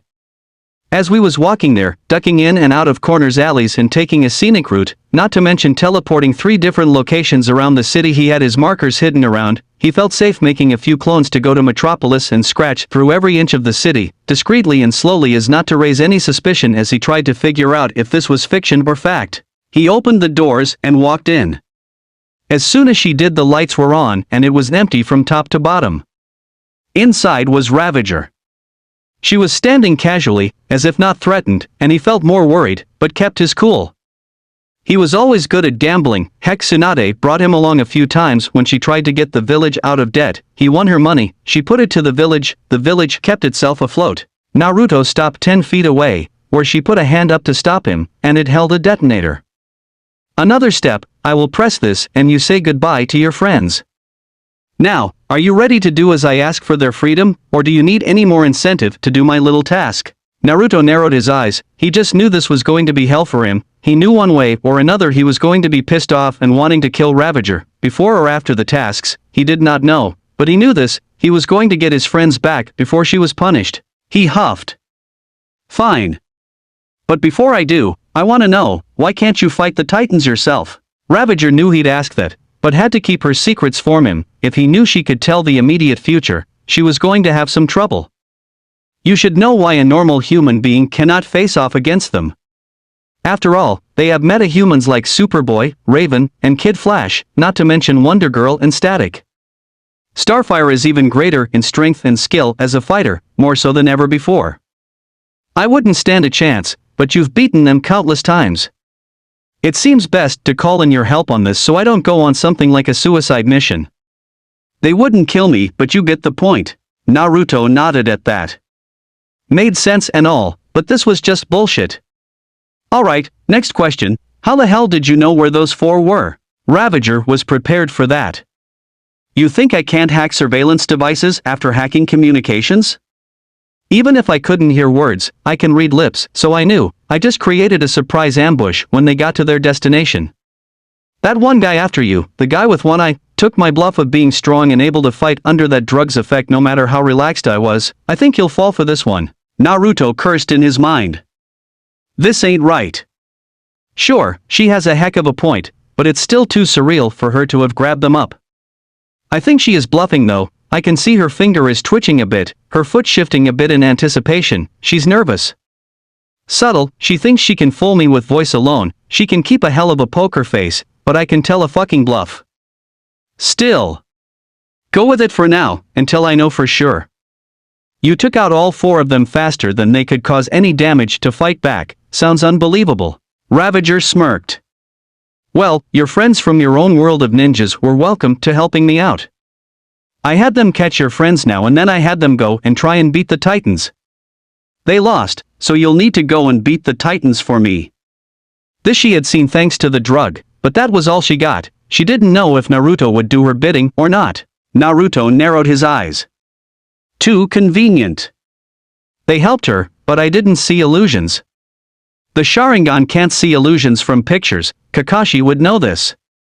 Aha! He grinned, his clones poofed and brought back their memories, showing that his friends were alive, safe, even Kid, and still shopping, and poor Kid, carrying all that luggage. I got their game. She makes me submit, they get the Titans for her. Nice deal, but it won't work. Naruto drew his swords and chuckled. Sorry, not buying it. Pictures on video? Nice try, but I am not falling for your bluff. I just needed to stall until you gave away that information for me. Sorry, but you're not using me for anything. Ravager cursed and threw the detonator away, grabbing her katanas. You'll regret this. You should have just submitted.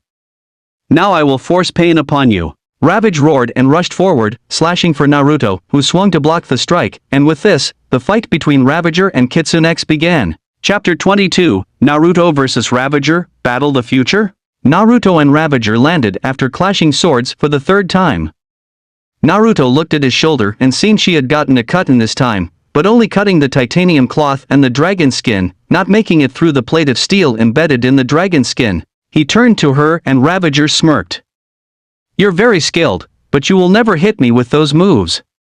And here I thought after all the hype, after all my research, you'd be a tougher opponent. Naruto hummed. She was skilled, very skilled, but he knew he was more skilled than this.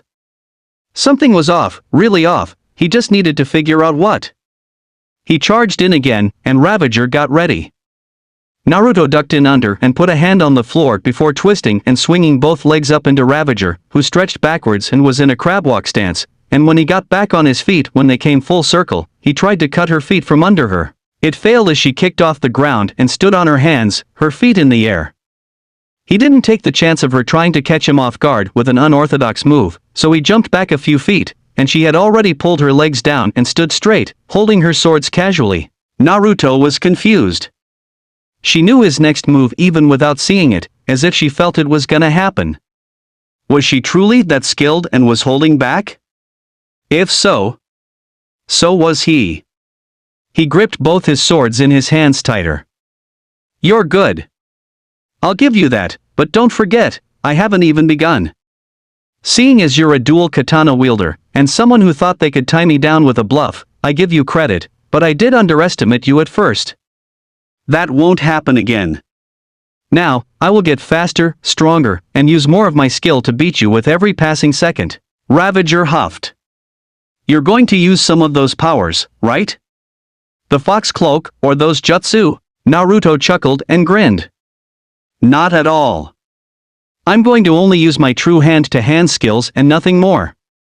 Naruto put one sword in front of him and the other to the side on its side, pointing to Ravager.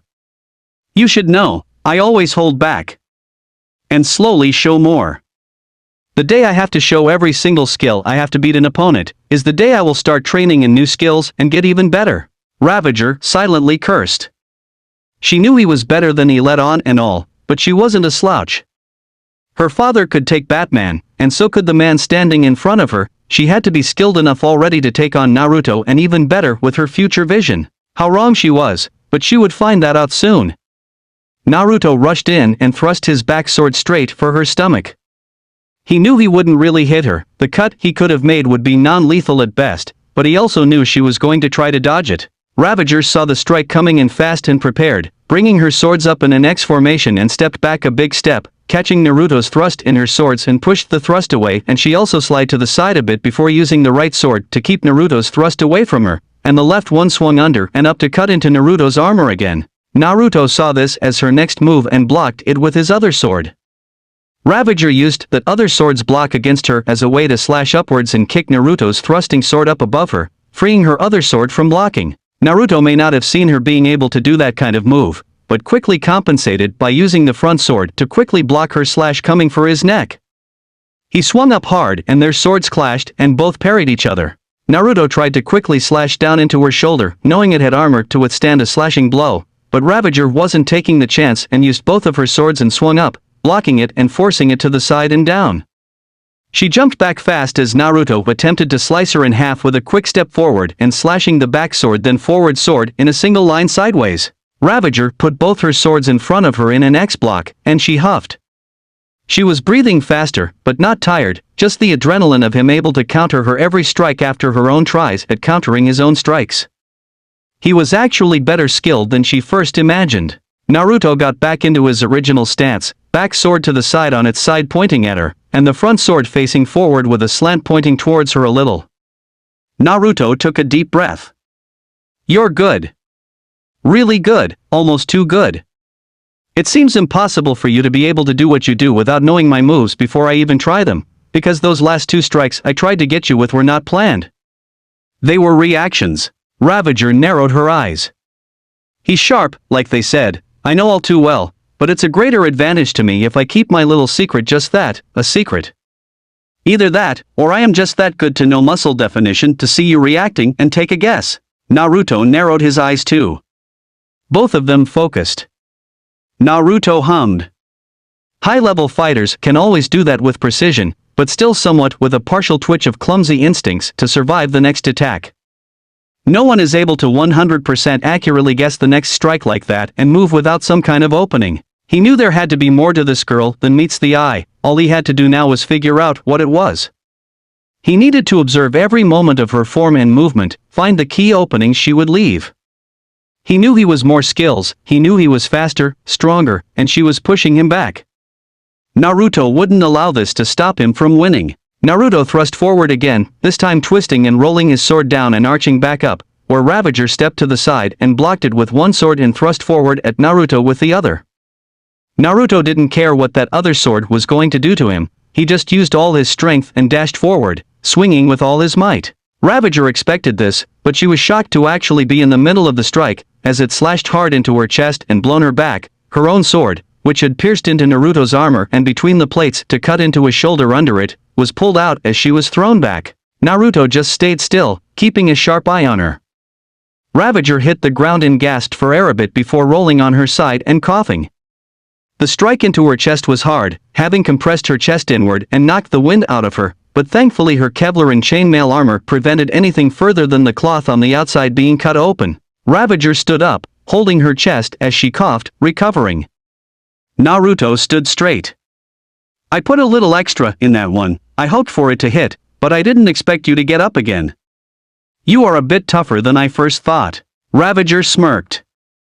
I've got more than enough strength to take you on. See, just as you are skilled and have enhanced capabilities, I too have some greater abilities. Stronger bones than normal, tougher skin, better reflexes, enhanced speed, strength.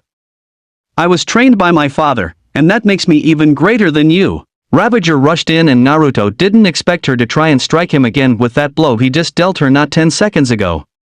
He tried to block, but it was with his wounded arm, and he grunted in pain, unable to bring up a total block, which caused him to witness her strike hitting home. Ravager, as she got up, was trying different scenarios in her head, witnessing each one until she found the best one to finally deal greater damage against him. She had rushed in and slashed for his harmed shoulder.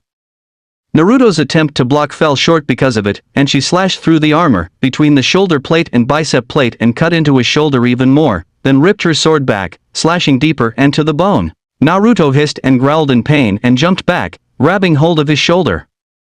He glared at her as she jumped back and grabbed her other sword, getting ready. Naruto looked at his shoulder, seeing the blood starting to seep from the wounds. Naruto looked back at her. He actually smirked. Well, I severely underestimated you. Ravager, was it? You are the first one to use actual skill against me, and get a clean hit in, actually wounding me. I respect that. That does it, the gloves come off. Naruto tensed his entire body and raised both arms, ignoring the pain in his arm and got into stance once more. This shocked Ravager, seeing him ignore the pain, the blood gushing from his wound, and still willing to fight with all he had. She smirked as well, and because she only had a mask over her eyes, and not face, Naruto seen it. Doesn't matter either way, I will still win. Naruto rushed in this time, and this time, he wasn't about to break apart from their struggle until she was hurting. Naruto slashed hard down, and Ravager backed off and parried with one sword, and this was where she was not going to be able to risk any wasted movements. Naruto has swung up with the other with rapid succession after his first strike was parried, and Ravager was forced to use both her swords to block it and push to either side. Naruto evened out his sword's level with his chest and stepped forward fast, slashing with both swords at the same time. Ravager ducked under them, but her eyes widened as she seen the mistake she made and jumped hard back, skidding along the ground, as Naruto stopped his swift cross slash and leveled the swords with the sides of his body and slashed down to cut into her shoulders, but she had jumped back before his strike could land. Naruto seen this, seen her react before he even attempted to change direction, but didn't stop. He rushed forward after her and thrust both swords at her, but she quickly turned her body sideways in between them and tried to stab for his heart. Naruto seen this coming and twisted his body to the side, crossing his hands and wrists in order to block with his swords in the shape of an X and push the stabbing of Ravager's sword over his shoulder. Naruto slid his forward sword up closer to the hilt of Ravager's thrusting sword, and the back sword closer to the tip before twisting his body facing the same direction as her and stepping forward. Ravager had let go of her sword to allow Naruto to take it from her, and twisted around behind her, swiftly swinging her sword for Naruto's back. Naruto seen this and let her sword free from his swords holding it, and swung both down and behind him, blocking her strike fully. Ravager grabbed her sword that was falling that she let go of and tried to twist it and stab it into Naruto's heart. Naruto twisted and put his back to her as he dodged the thrust to his heart, and got close enough to grab her arm and with all his might, throw her forward. Ravager expected this and let him throw her, slashing hard and fast as she flipped in front of him and attempted to cut under his arms. Naruto had flipped back and got back into position, and Ravager did the same, both staring each other down. Naruto stood straight again. I see now, you aren't predicting my moves by looking at how I move. You're actually seeing what moves I make before I even use them. Ravager narrowed her eyes at him. How do you think that? It's impossible to see the future after all. You think I am not skilled enough to fight you equally? Naruto grinned. I've seen magic, alien energy shooting at me, someone who is half machine, a boy who can change into any animal on the planet. I don't think seeing the future is impossible. In fact, I think that's exactly what is going on. You're reacting to my moves before I even do them, such as when I crosscut and stopped mid-slash to swing down and cut your shoulders. Before I even stopped mid-strike, you had moved to jump backwards, when in a normal situation I was wide open to any attack. Ravager cursed and growled a little. You assume much, but that does not mean I am lower in skill than you are. Naruto chuckled. You misunderstand me. I fought Batman and got a small bruise. You actually cut into my arm and drew blood. Twice even. You are very skilled, but your advantage of knowing the future is now out of the bag, and no longer going to be giving you the advantage over me. Ravager yelled as she rushed him, slashing down, then twisting around to slash down again with the other arm, both of which were blocked by only one of Naruto's swords, and Naruto soon slashed hard and fast, faster than she could predict, and cut into her chest plate again, this time pushing her back only a little. She held her chest a bit. Naruto stood still. You see, you know the white-haired guy, and the duck-haired little asshole, both of them have the same red-eye augmentation, the Sharingan. Able to predict an opponent's next move 100% of the time by watching for any twitch of any muscle in the body. There is still human error, but I do have the ability to know what you will do now. Evening the field. Ravager looked surprised. You have that eye too? Naruto grinned. Yep, I stole it from this one guy who seemed to be a long-lost ancestor of the duck-haired guy. The white-haired man? Got it from a friend of his who was part of the same family with augmentation eyes as a birthday gift when the friend died. Now, get ready for punishment. 'Cause I'm just getting started. Naruto ran forward again, this time faster, which Ravager saw and jumped back, but Naruto seen this and reared his sword back, slashing at her legs. She pulled them back, but she cursed in midair as she landed and lost all balance. That gave Naruto a bigger advantage as he slides along the ground to trip her, but she kicked off the ground to dodge him, and cursed harder as she put both blades behind her back. Naruto slashed both his swords at her back, and because she blocked, she took no damage, but the force made her fly up and stall in midair. That was an even bigger disadvantage, as Naruto got up and jumped at her. She tried to turn and lessen the damage of the next blow, knowing she wasn't going to dodge or block this one. Naruto slashed under Ravager and hit her back, hard, which made her spin in midair. He flipped to the ground and took a few steps back as he faced her. Ravager fell on her side and groaned. She slowly stood again and held her shoulder, which was hurt back from the slash earlier, connecting along her shoulder blade on her back and her shoulder in general. Naruto pointed one sword at her. You're very skilled. After all that, my speed and skill increased another level, and using the Sharingan, you still managed to block or dodge my attacks until that last strike. I applaud this, but I guarantee you this, you will not be able to for much longer. Before I attack again, I have one question to ask. Do you want me to either go the fastest I can as I am now, or build to that point? The former will make it quick, but the latter will make you suffer. Ravager narrowed her eyes and waited. What she waited for was a single moment where his moves would be unable to dodge her next strike enough to cleanly cut him once more, a vital area to make him stall just enough for her next barrage to start. She waited for 5 minutes, and not a single weakness in his breathing. Naruto was still, tense and ready yet relaxed and eager, narrowing his eyes. I believe you know what I am going to say now, but then again, how can you know if I won't say it? If I don't even think about saying it, how can you know I will ever say it at all? You may be able to predict my reactions, but here is a fatal flaw I found. If I act without acting, if I do or say something without doing or saying anything, you can't predict it. Am I correct? Ravager cursed, trying to predict what he was going to say. Just as he was talking, she figured it out. Naruto smirked. I see, so now you figure I would say it. I can see just how eager you are to know, so here it is. What is your answer, because I will have to choose for you.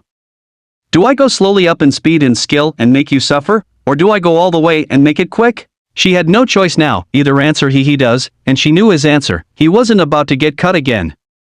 She figured to hell with it, and went for it, bringing her a game until one of them was unable to fight anymore.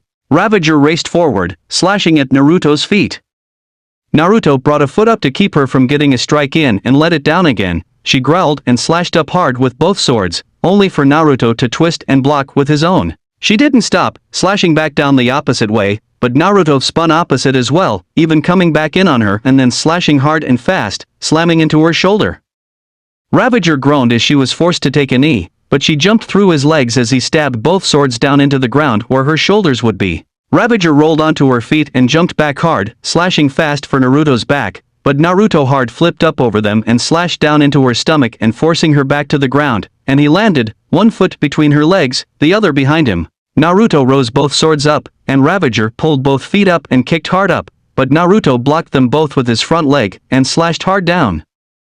Ravager was hit hard in both shoulders as Naruto swung the blocking foot to kick her legs from kicking him.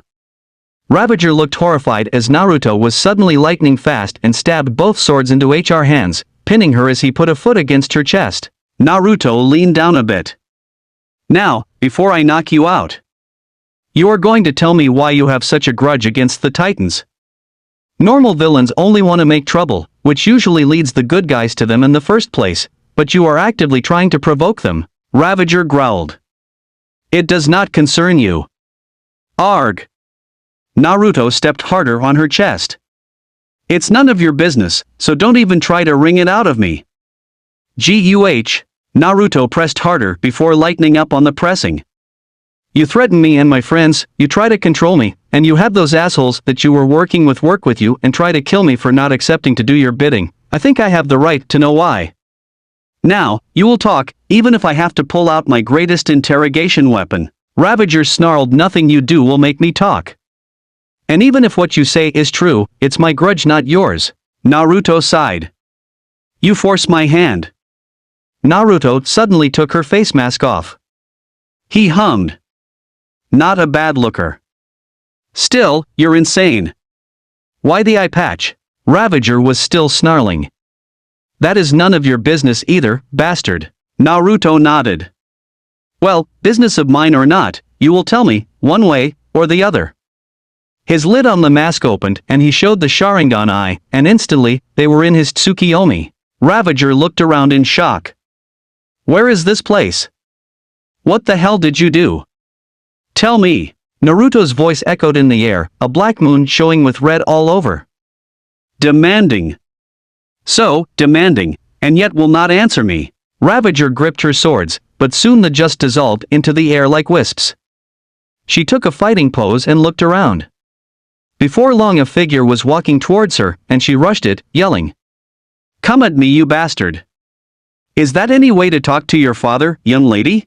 Ravager's eyes widened and she stopped, the shadowy figure coming into full view, and she seen someone standing before her, not Naruto. He wore a suit, similar to her own, black with orange. Orange calf boots and orange gloves, orange cargo shorts with a mask, half orange and half black on either side of the face, the orange side showing the eye and not the black, whilst the rest of the suit was scaled Kevlar, black. He even had a belt wrapping across his chest from shoulder to hip, full of bullets, and a gun on his back and a small pole as well. Ravager stood shocked. No. No, it can't be.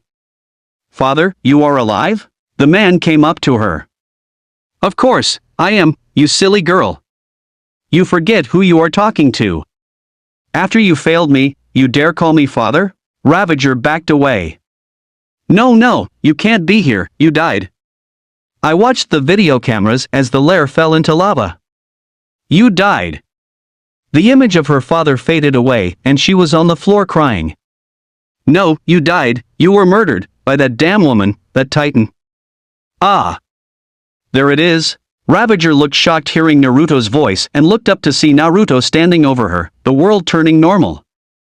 So, you have a grudge against the Titans because you think one of them murdered your father by tossing him into lava? Ravager was still shaken up, unable to speak. Naruto glared at her. There's no way a Titan killed him. They don't do that, there's never been reports of them doing such a thing. Ravager cried harder and snarled now. They did. That fucking Terra made the lava under the base erupt and kill him. I have proof, tapes even. Naruto stepped on her again. I don't know any Terra, she isn't on the Titans anyway, there's not been another Titan from my knowledge. You give up this grudge, or it will destroy you. Ravager struggled as she gasped for breath. Naruto kicked her stomach. Stay down. From what you remember of him, he ain't a very good father, he pretty much told you he disowned you. That was from your memory of him, not some fabrication I made up. Get it through your skull that your father was a bastard and lead away from his path, or I guarantee, his fate will be yours as well. Naruto pulled back hard and fast, pulling his swords from her hands and putting them back in their sheaths in the armor along his arms, and started walking away. Ravager cursed, crying out of her single eye. She gripped her swords and slowly got up. She ran at Naruto and roared, screaming. Damn you bastard! Don't you dare talk about me or my father in such a way. Naruto suddenly caught her by the throat, slamming a knee into her stomach with such force she dropped her swords, and he pulled her close to his face. You were the one who made this personal, bitch. Making deals with the assholes I used to call friends, who are now just bastards and bitches, and trying to force me to do your bidding just by trying to blackmail me with the lives of my friends. I can call you and your father anything I damn well please. Sleep, and think on this before you try and face me again, because I promise I will not leave you with stab wounds in your hands as being the only wounds I leave. Naruto bashed his head into her own and she fell over knocked out. Naruto huffed. He gripped his shoulder. Damn, she was tough. If only she wasn't such a bitch, maybe she could be even better, and actually fun to fight with that. He left and went back to base. When he returned, he seen everyone was back, and Blackfire was wearing some street clothes. He smiled. Least someone had fun. Jinx turned to him, as everyone did, and she noticed the blood on his shoulder. What happened, Naruto? Naruto took his helmet off. Some girl. She called up saying she killed Kid, had you 3 girls tied up and knocked out, and that if I did not go see her for errands, she would blow you all up. I figure it was a lie, and knew so after sending a clone to find out. We ended up fighting, she cut my shoulder, twice. Pretty deep too. Everyone went to medical, and when Naruto took off his suit, they seen he was bleeding pretty bad, and Jinx was worried. What the hell did she do? How did you even get hit like this? Naruto sighed. A girl, her real name I didn't ask for, but she said to call her Ravager. That got the attention of Private Hive and Gizmo. Gizmo first. What the fuck? You're telling me you met that bitch? That's just not right. How the hell did she even call you without us knowing? Naruto looked to him. She's been slowly hacking, apparently, making sure to exploit every crack in the system without making anything go off for you to notice. So, you know her? Private Hive came up. I know of her. She's the daughter of a very well-known villain, and Merc. Deathstroke the Terminator. That got the attention of the rest. Mammoth looked at him. You're kidding me, that guy? No way. He had 3 kids I heard, but one died, one ran away, and the third hasn't been seen. Gizmo was scratching his head furiously. Damn it. Ravager is a heck of a girl to mess with. Her father would have trained her, and he was able to stand up against Batman a few times. Hell, he's faced off against a few of the big names in the jail. If that's anything to go by, Ravager could be pretty damn good too. Naruto nodded as Jinx and Shago healed his arm. Yeah, she was. It was insane, she was blocking and dodging everything I started out with. I figured out why too, she has the ability to see the future. Gizmo looked shocked. You're joking, right? Fuck.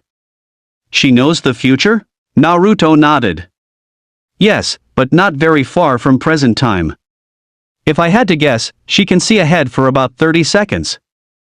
It's pretty harsh to deal with, especially since she told me she also has stronger bones, tougher skin, faster reflexes, and more. Private Hive.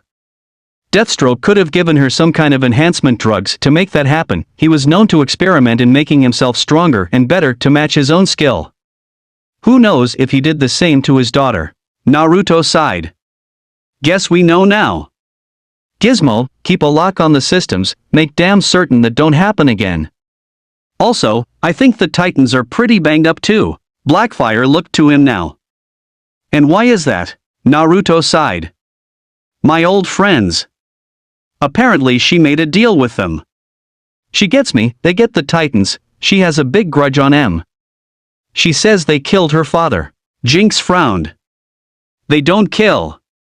But Slade, who was Deathstroke, was always trying to get apprentices. He had Robin as one, but that was blackmail, similar to how Ravager got you, and Robin turned on him. Then a girl, Terra, she was part of the Titans for a small time, but she helped Slade take over Jump, and when the Titans returned, after they got their butts kicked, there was a very bad earthquake, a little bit like a volcano tried to erupt under Jump. Then Slade isn't anywhere to be found nor heard from. Naruto hummed. Then the story she told me was true. But it must have been an accident, who knows what happens to people during earthquakes. Blackfire walked up more to him. So, you're old friends? Naruto nodded. They are not as strong as me, nor as skilled, but they aren't weak by any means. Guaranteed, one or two of them will be out of it for a while.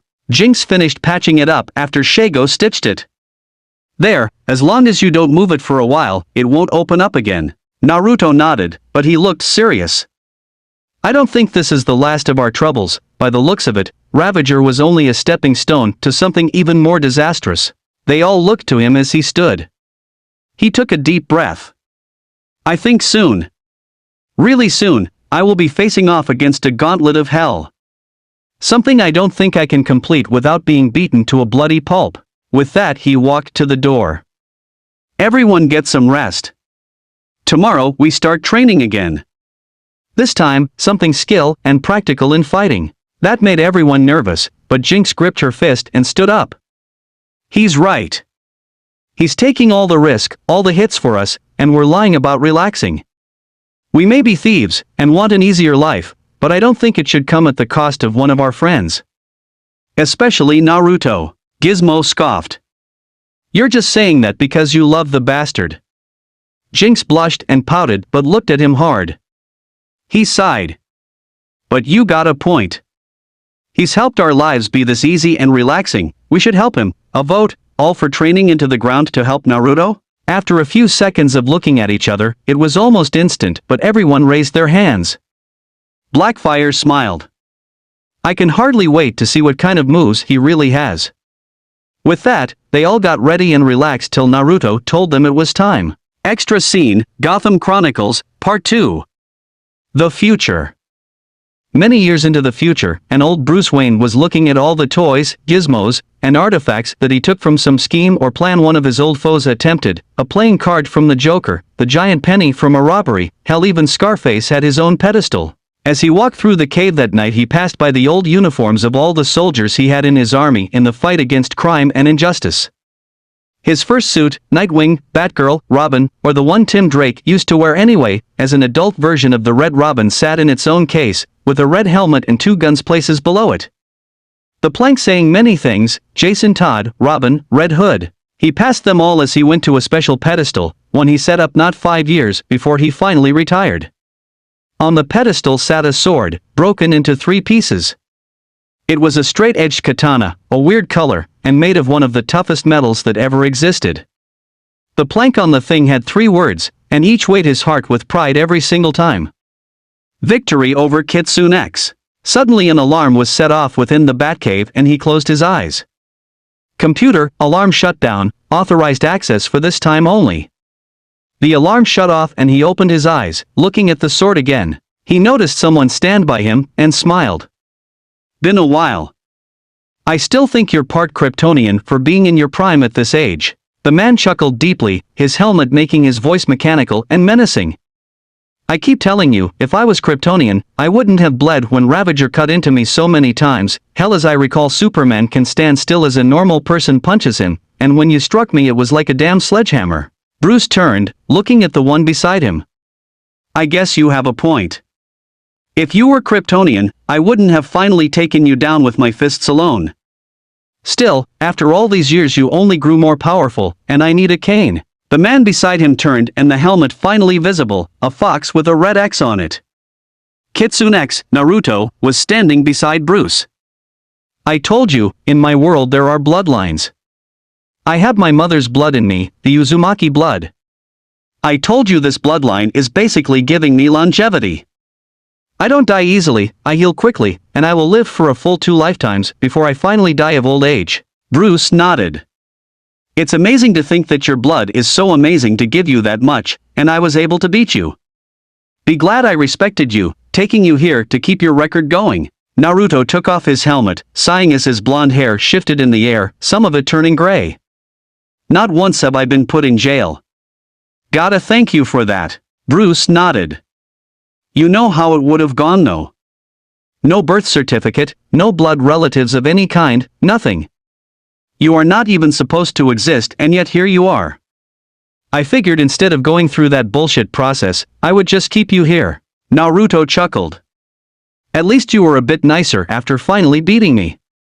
You really had a grudge on me. Bruce turned and walked away from the sword. What I had a grudge on you for was that you were beating us. Causing more people to be like you. Criminals trying to steal just to show they didn't care. Naruto frowned. Hey, you had those fucking sons of Batman and kept them around. More vigilantes? No thanks. Bruce smiled a bit. Guess I see your point. Still, you kept beating me, the Titans, most of the Justice League as well. Some new guy around beating every single one of us trying to bring justice to the world. Superman wants to break your limbs and make you suffer still, you realize this? Naruto chuckled nervously. Hey, it's not like I had the strength to stop what happened. Come on, you knew that day I went to Metropolis, I may not have gone to jail, but I didn't have any strength left afterwards to fight back. So, I figured I would just enjoy it. Bruce shrugged. It's not like I can judge. I had a kid with the daughter of a villain of mine. Naruto smirked. And I must say, Dick was pretty good about training him when he took over for a few years. Damien was pretty wild though. Bruce sighed as he sat down in the computer chair. But I regretted not being able to help him myself. Still, Dick did an excellent job. Even after all I did to him back then, he still understood the mantle of Batman, whilst actually helping. Guess I went about it all wrong. Naruto smiled softly. Hey, don't blame yourself. You had how many years of training alone to be Batman after your parents died? You took Dick in nearly the day after his own did, he wasn't alone when he became a hero. I think he understood that, and kept respect. Bruce smiled a bit. Thanks for that. You may be a thief, but at least you're a good one. Bet you were happy when I finally retired. Naruto scoffed. Which time? You retired 3 times, dude. Once before you turned into an old man, your supposed death, then you come back and finally end it. The only time I was happy you retired was the last time though, mainly because I didn't feel right beating you when you were coughing and wheezing. Bruce chuckled. True. Naruto looked at him a little seriously. You know, you never did tell me why you retired the first time. I understood you came back after those mutants were becoming too big a problem, and you would help with the Sons of Batman, but you never truly explained to me the reason why you retired that first time. Bruce took a deep breath. You wouldn't want to hear it. Suddenly they heard the Batmobile fly in and Bruce hummed. Guess he heard the alarm. You wanna get going? Naruto put his helmet back on and sighed. So much for talk of the good old days. We don't get to talk very often thanks to the kid. Terry flew up and growled. Why are you here? Come to take Bruce prisoner. Naruto chuckled at that. Please, I may be at my prime, unlike him, but that cane is dangerous. I'd rather not fight him again. Besides, there's a reason I came here. Bruce looked serious. He knew that if Naruto was staying when Terry came back would mean he had something to say. What's the news you got for us? Wouldn't be here for a serious talk without it being dangerous. Naruto nodded. Those 3 bitches I have been facing? They are coming after me full force now. They won't give up. Bruce hummed. You mean the exes? Naruto nodded. Yeah, my exes. My two daughters want to join me against them, so I want Terry here to stay out of it. Terry growled. Like hell, if you're going to mess with the city again, I am not about to let you run amok. Naruto narrowed his eyes at Terry. If you have a death wish, be my guest. These exes of mine are not about to let anyone in their way live. I may not kill, but these bitches do. All I came here to say was stay back and out of it, this will get beyond messy. It'll be Metropolis all over again. The fight with those girls happens tomorrow night, best keep your distance. Naruto vanished and Terry clenched his teeth. I'm not going to stay back. I'm going to catch him one way or another. Bruce tapped his cane. It's your choice, but I think you would do better to watch from a distance. X is formidable, and you've not even landed a hit on him yet. Keep a sharp eye. When he beats those three girls, he will be tired, making an opportune moment to strike. Most likely won't work, but at least it'll give you a chance. Terry sighed but nodded. Fine. But whilst we wait for it, I'll try and get those jokers behind bars. See you tomorrow. Terry went to change out of uniform and get back to his wife-to-be. Chapter 23, Year in Review, Conclusion? Trap. An entire year flown by with everything going the normal way for everyone. The JL incorporated new members near the end of the year last year, as per usual. Naruto didn't really care, the only ones he knew he would have any kind of potential fight against was Batman and his team of masked crusaders, and after the stunt they pulled at LexCorp may bring him to Metropolis, meaning potential fights against either Lex himself, or the shield-bearing powerhouses. Any others he may fight against in his time in this world he hoped to avoid period, but if any and all heroes he didn't know were potential fights became dangers to him, he would be prepared for the ones he already knew about. Speaking of his stunt at LexCorp, it was harsh to say the least. He went in with all facts inserted on his HUD in his helmet and stole a generous source of kryptonite, just in case it ran out of juice for Blackfire's suit. Hell, he even seen more than one color, so he took a small sample of each Lex Hard, which were red and blue, along with gold. All were currently inside a vault he made in his room that was layered in heavy lead to keep from any radiation poisoning. As well as separated, after a small accident when the blue and red touched, causing a small fire to implode in his room. Thankfully he knew water jutsu. Blackfire herself was thoroughly happy, flying around like a kid running around a candy store thanks to her powers being returned to her through a fixed suit. It took a few thefts on their part to grab, but finally it was finished enough for her to have everything she ever dreamed of it to give her. All her powers were back, and it even had a few layers of protection as well as survival aspects, such as taking a dive into the heart of a volcano and enduring years at the top of the coldest mountain. Blackfire designed it to something she thought fit a warrior, without taking in too many flashy or pointed armor kind of pieces to it. It was smooth, slick, loose-fitting, while still clinging to her the way she felt comfortable of. It was just a black suit with white lines going down the sides of her stomach and torso to a white line around her waist, and on the top of the torso part of the suit was just white from front to back around her shoulders. The suit was mainly black, keeping with the theme of Pandora she supposed, but she did enjoy the color. The first layer was an environmental suit that didn't cling and it breathed just right for her, and sectioned armor to give maximum flexibility and maximum protection. The third and final layer was the titanium cloth suit to add protection, lightweight durability and flexibility, and it was also coated with a special silicon-based material that was designed for people to dive into lava, still in the testing phase however.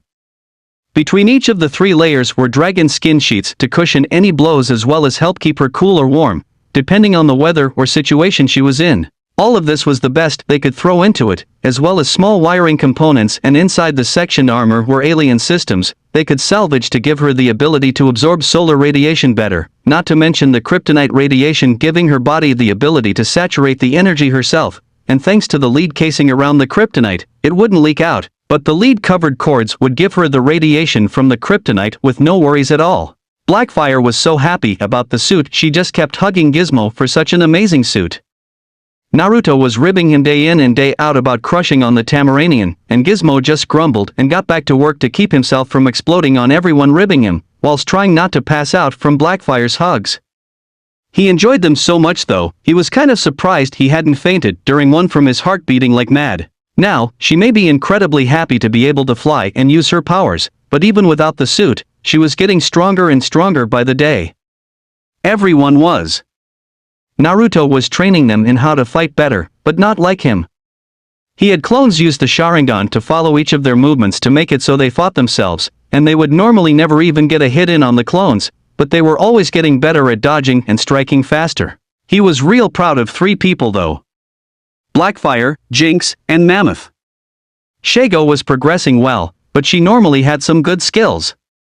Blackfire herself, although pretty strong at hand-to-hand, was not as good as she had thought. Apparently, as she soon found out, she couldn't even dodge a single punch of the clones she fought. Soon she was taught to fight in general by Naruto himself, and then she got better, way better. Jinx was incredibly acrobatic, and utilizing that she was even starting to get really close to finally hitting one of the clones she fights, and it was pretty wild when she did so many spinning twisting acrobatic combo moves Naruto thought he could never keep up.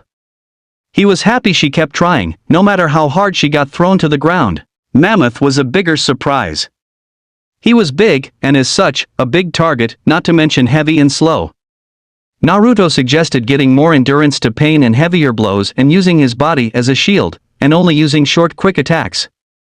Mammoth was a behemoth after that, and after some weight training on his arms, he was swinging around faster than ever. The others, like Shago, Kid, and Private Hive, were all doing well on their own, getting better, and they were not useless in combat anymore.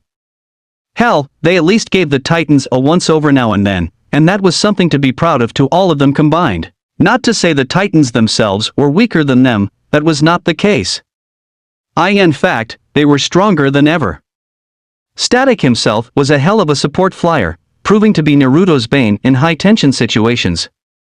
Wonder Girl, Starfire, and Superboy, even though the latter had no flight, all were serious powerhouses to deal with, and they were only getting more skilled in hand-to-hand. Superboy included, but Starfire even greater than imagined. Beast Boy was more capable of changing on a dime, so if he started falling from a bad change, say an elephant, he would change to a hummingbird and fly secretly to be able to trick him with a gorilla. Raven was even harder to deal with after a while. It was only now he realized she wasn't holding back. That took a few days to get through his head. She was finally using her powers smartly, which was insane. Cyborg, Naruto thought, was the most insane out of the group.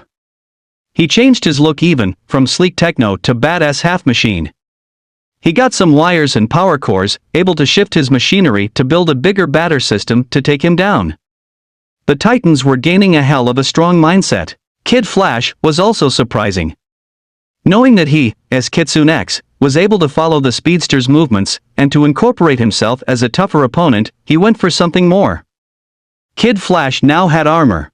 That surprised Naruto to heck, seeing Kid Flash rush him with pads and steel. His hand-to-hand skills would be a little weaker against him now, making Kid Flash a major threat if he ever got faster and more agile. The Titans have turned from a formidable team of powerhouses into a real challenging team of fighters with even greater abilities against him. So, with the year being so hellish, Naruto thought it was a good choice to test himself and his team. Not once had the entire team go raid a place. Normally he took the brunt of the Titans, and a few of his team took 1 or 2-1. Naruto rolled his shoulder as he came into the redesigned meeting room. Oh, did I forget to mention the Hive underground hideout had grown? Well, they had an entertainment room, and a mission room now, both even bigger than just the central room was before they redesigned. They grew the base by digging through some ground and creating walls and more so. Even a few other rooms, giving Blackfire a real room now. The mission room had a holographic table and blueprints, but the entire base was now completely off the grid. Gizmo made damn sure that the Ravager stunt never happened again, making the walls into signal-proof walls, so not a single thing could even attempt to gain wireless access to their base.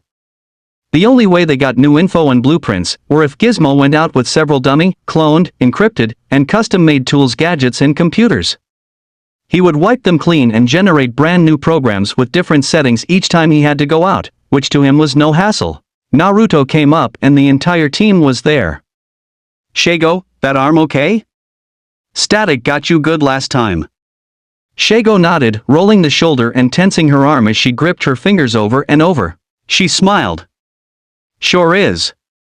Thanks to your healing, my arm isn't nearly as bad as it was when he used my own power against me. Should have seen he would pressurize my powers to change its molecules to be harmful. Naruto nodded and Jinx came up to him and kissed his cheek and smiled. You should be the worried one here. Superboy and Cyborg took you down pretty hard. I am sure Gizmo was pissed your mask was broken. Naruto chuckled nervously. Hey, it isn't my fault I didn't see Cyborg behind me when Starfire was bombarding me. Superboy I seen though, so it wasn't that bad. I'd have a damn broken jaw and nose if I let him hit me. Gizmo put up a building on the hologram. If you are done. Naruto wanted this to be a big heist, something we both need and want. We need some more parts to complete the playroom, not to mention some more tech for me to modify to help keep any random tech junkie from finding a pattern to me. Then there is the enjoyable part of the heist. Let's see. He put up each target for the building, then shown its image. It's the newest competitor in tech, has some good stuff there. It's some mining company, also dealing with laser and space advancements. So, we get a lot of diamonds, emeralds and more. What you think, Naruto? Naruto hummed. He smiled. Sounds interesting. How far away from the tower? Gizmo zoomed out of the building to see the whole city, inside. It's about a minute away. As soon as the alarms are set off, we're in trouble. Naruto hummed. Well, seems we will require a more stealthy approach. If we do get into a pissing contest, who will be fighting? Blackfire smirked, raising her hand.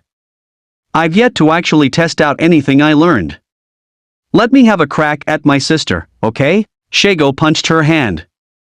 I'll take Wonder Girl on, no problem. Jinx nodded his way.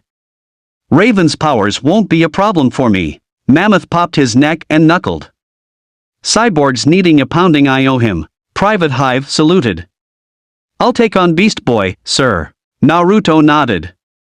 They will most likely send Superboy and the kid my way anyway, but as long as you keep them at bay, I can give them some hell of my own. We start in an hour, prepare for stealth and heavy combat. If the Titans do interrupt, then Kid and my clones can gather the stuff back here.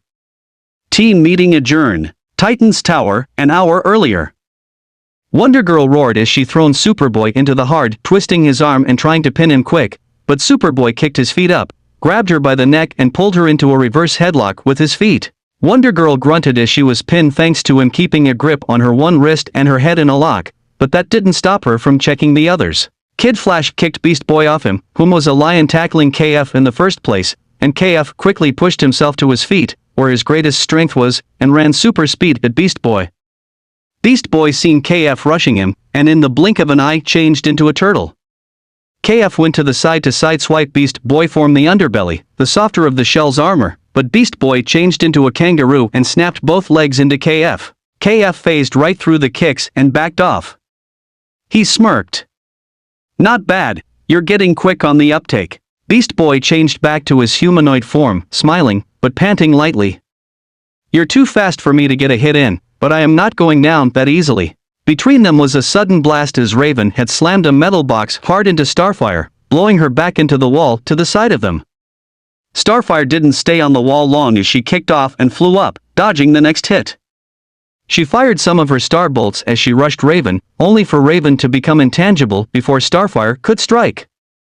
Starfire flew through but turned quickly and fired her I-beams, just as Raven turned back and turned to face her, and got hit by doing so. Raven flew up and almost hit the ceiling, but recovered quickly. Raven looked to Starfire, who smiled.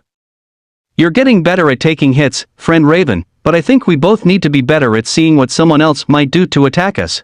Raven smiled and nodded. I suppose you have a point there. Let's go again. First one has to do what the other says. Starfire's eyes glowed green and she smiled brighter. Gladly. Static and Cyborg were having a time as well. Static was generating enough power to keep any and all attacks Cyborg could throw his way from landing on him, whilst Cyborg had a new system built in for absorbing energy from any electrical or lightning-based attack, the latter being whose KitsuneX may show. Cyborg fired a sonic blast Static's way, only for Static to vibrate his electrical current at the same yet opposite frequency to cancel the blast out. Static grabbed onto a heavy weight and tried to slam Cyborg into the ground with it, but Cyborg grabbed the thing, absorbed the current that Static gave it, and threw it right at Static again. Static himself caught it and set it down. You're getting way stronger, man. I doubt I will be of any challenge to you if you keep upgrading. Cyborg smiled. It's because of you I even have these upgrades. Your mind and my own combined can give anyone a hell of a rundown. Besides, it's not the upgrades doing the talking for me, it's my own mind and intellect giving me the advantage in a fight now. I got you to thank for helping me figure out I was missing strategy. Wonder Girl was still pinned as she saw and heard it all. She smiled, seeing everyone was a hell of a team now, friends, working together, and getting stronger. She used her other arm to elbow Superboy's ribs and force him to let go. She rolled off, kicked him away and jumped back. Just as he got up, she put a hand up to stop. She turned to everyone. Training's finished. Looks like we all are getting to be better at our own unique skills. I'm very happy about that. Still, this is no time to celebrate. We do not know when the next villain will try anything, or KitsuneX for that matter. We caught a few of his team this year, but they always got busted out, but our real trouble is that X isn't just going through robberies, he's taking many things that would not be of value personally or with any amount of money, so I propose we keep an eye on the city, anything else he may hit. Superboy popped his neck as the team came up to hear this. Are you forgetting? He's not exactly the easiest guy to beat. He's always had backup with his team, and that team has been getting stronger and stronger over the year, just as we have. KF punched his shoulder a bit. Doesn't mean we can't deal with it. Come on, you aren't a slouch, and neither is anyone else here. Think about this, we rush him next time, and he won't be able to react fast enough. Raven hummed. But those two guys we caught a year ago had a certain type of eye, and from our information, so does X. It's not going to be easy either way. Starfire frowned. Do not bring those people up. We sent all but 3 of them back, correct? Those 3 girls managed to escape, and we have not found a trace of them. Sakura, Temari and Ino all managed to sneak away after a few hours of sleep, under their very noses. The team failed to learn that Sakura and Ino were able to use their hands to cut things, and they freed Temari. Everyone else were still knocked out, and the 3 girls just vanished without helping any of them. Other than that, the others that had been kept in the tower were asked for information regarding the team's biggest threat himself, then what to know about the 3 girls who managed to escape before Raven sent them off back to their own dimension. Neither of the 3 girls surfaced for any reason whatsoever, and after a month they just let subsystems of the tower track any and all movements that it picked up on the streets and cameras from the photos they had. Thing was, the 3 girls were able to change their looks to someone completely different, taller or shorter, male or female, fat or skinny, so chances were slim to find them in the first place. Starfire pouted as she crossed her arms. As far as I am concerned, those 3 are gone and are hiding, so until they surface, we put them out of mind. Wonder Girl nodded, smiling. That is right. Now, let's all take a quick break and start patrol soon. Who knows when anyone will strike? They all agreed. Superboy found himself held back by Raven a bit, who looked to him. How goes the training for the telekinetic field? I haven't seen much progress. Superboy sighed, leaning against the wall. It's not very vast. I've found one ability I can do, using it to push outward. I am slowly calling upon it by will, but it's not very strong or able to help too much in a fight. Raven nodded before smiling. I've been looking into some of my old books. I think I can help you train your mind to control the field more effectively, if you want to. Superboy blinked before smiling. That sounds great. Weird, you never really talked much to me before, and now this? I'm flattered. I didn't think you would actually want to talk to me. Raven turned, blushing a bit. Well, it's not that I didn't want to. I just didn't know what to talk about really. I am not that interesting. Superboy put a hand on her shoulder and turned her around a little. Hey, don't put yourself down. You are pretty strong, and I kind of like black, as you can see. Why wouldn't we have anything to talk about? Especially if you don't try to talk in the first place, right? Raven blushed more, but thanks to the hood it was hidden and she smiled. I guess you have a point. Come by my room whenever you want to talk, or when you are ready to get help with your telekinetic field. Superboy nodded and they went to get something to eat, both having a nice conversation along the way. Interestingly, they had a little bit in common, and started to be better friends now. The heist in progress, an hour later. Mammoth was in an ally keeping track of all police scanners. He touched his ear communicator, nothing yet. We got everything under control. Naruto was slipping past a laser grid whilst on the ceiling and looked around. Jinx, how's the lock for the mineral room going? It was a total stealth mission. Basically, they were to get in and out without attracting any attention. As soon as they fulfilled their mission, and everything they wanted was taken, they would trip the alarm anyway just to fight the Titans. Jinx surged her bad luck magic into the lock circuit by circuit and soon it beeped and the door opened. She swung it silently all the way and Shago rushed in silently, jumping up and attaching to a rod on the ceiling. She looked around after getting on the catwalk and Jinx smiled. We're in. Gizmo was with Blackfire in the machinery room, Gizmo putting tracker beacons on 3 little ones as Blackfire grabbed one of the 2 big ones. Gizmo looked around for a good wall and sent the far one. Kid, far wall from us. Blackfire needs a way out. Private Hive was on the rooftops, keeping an eye on the skies. Sir, nothing coming our way yet, no Titans. They haven't been sent on patrol it would seem. 10 minutes till they do, though. He looked at his watch and see it was almost time. Naruto got past the heavy security, several stories under the ground, and seen a single door. He put a hand to it and gathered what it was connected to. He hummed. It can't be that easy. No way, it's impossible to be this fucking easy. How can it just be a normal apartment type door? He gently grabbed the knob and slowly creaked it open. He kept opening it, moving to the side in case of any kind of traps behind the door. When nothing was set off, he made a clone and it went in for him. And it dispelled on its own seeing nothing. Naruto went in and looked around, but seeing no light source. He was just about to enter night vision mode, when suddenly the entire place lit up like the sun itself. He groaned and put the HUD in shaded mode, so he could freaking see. He looked around and it was nothing but a big room with nothing. Suddenly a very big head appeared and the door behind him slammed shut and closed off by some kind of metal door, same metal as the walls and floor. Naruto cursed heavily. Great. Trapped and tricked. Just what the hell is going on here? The schematics for this room were something else. It was supposed to be some kind of deep mineral source, something we needed for weapons. That's what we wanted you to think. Naruto just stayed still, sighing tiredly. Great, now I'm hearing voices. A disembodied voice? Dramatic. Don't you think? He announced with a stern voice, because both he and the voice knew it wasn't in his head. A green light shone from multiple cameras on the wall and shone a 3-dimensional imaged face. He narrowed his eyes, knowing the face from one of his bigger heists the last year. It was none other than Lex Luthor himself. Lex smiled. Very perceptive. I wouldn't have expected less from the one man to dodge every trick, trap, and sensor I have guarding my most secretive rooms and facilities within my main office building. In fact, you were so good at stealth and theft that the only reason I even knew it was you, was during your escape. Naruto tried to remember it. He had a decent-sized bag of goodies and had wrapped in lead all the kryptonite, but after grabbing the last secret mineral in the Lex Luthor's secret office behind his proposed one, he exited the window. He groaned again and rubbed his head. Of course, those damn window sensor lasers.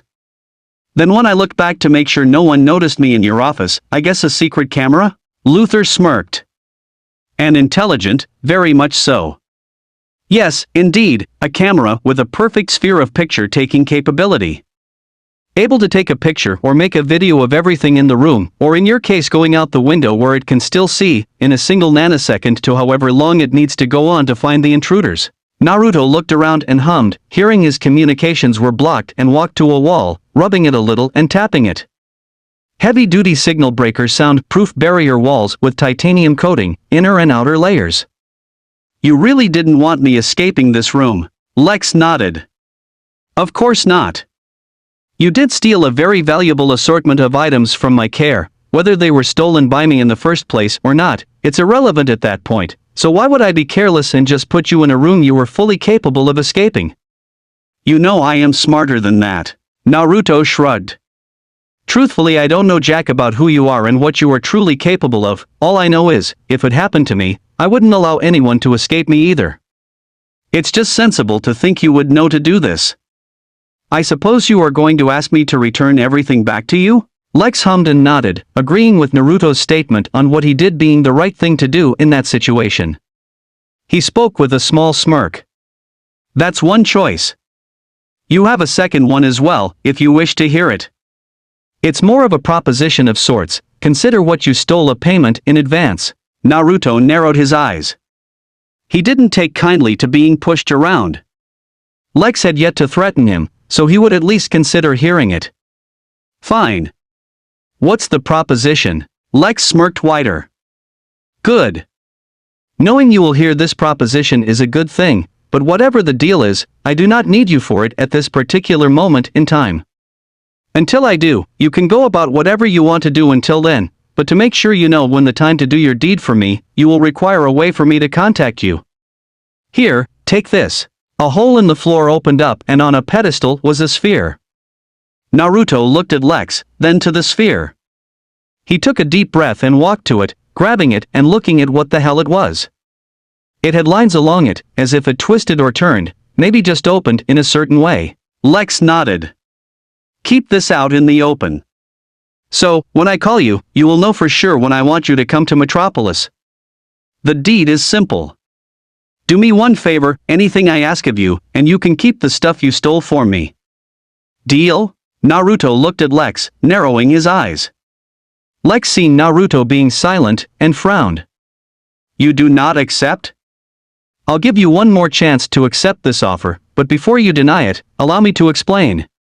Suddenly the building's blueprint was what the green lights made visible, but Lex's voice was still heard. This entire building was a trap for you and your team. A few locations were shown in pictures on a screen that opened in the wall showing his team still working. Lex spoke more. The equipment is real, so if the loot you were all so eager to take. I had to make it tempting by any and all means I saw fit to employ regarding your past endeavors. However, even though everything inside this building that was valuable enough for your team to swipe is real and what was advertised, the building itself is not. It is, actually, a giant nuclear bomb, capable of devastating the entire city to rubble when it goes off. Don't believe me? Here's a core. Naruto looked to some of the walls opening and showing that he was inside one of the cores. He cursed, sensing it was all real. Lex chuckled. Did I get your attention? Deny this offer, and I blow this city, you, and your friends to atoms. However, if you accept my deal, and honor it, I will, after the deed is done, tear this building down and you will not be threatened any longer. Naruto growled at Lex. And you expect me to trust you? Lex laughed a little lightheartedly. You make me sound like one of those rogues Batman deals with, those mental patient type of villains. I'm just a simple businessman, and when business is concluded, and I come out on top, I don't very much care what the other terms were. If I make a profit and I have everything I want and need, then I would gladly honor my end of the bargain. Besides, I hold no grudge against you to errant a death, it wouldn't be very productive. A thief is a thief, after all, not a goody-goody like Superman, or a mental case like the Joker. So, what do you say? Final chance. Naruto growled, but looked at the ball. He nodded and put it in his scroll, putting the scroll away. Lex came back as the light's image.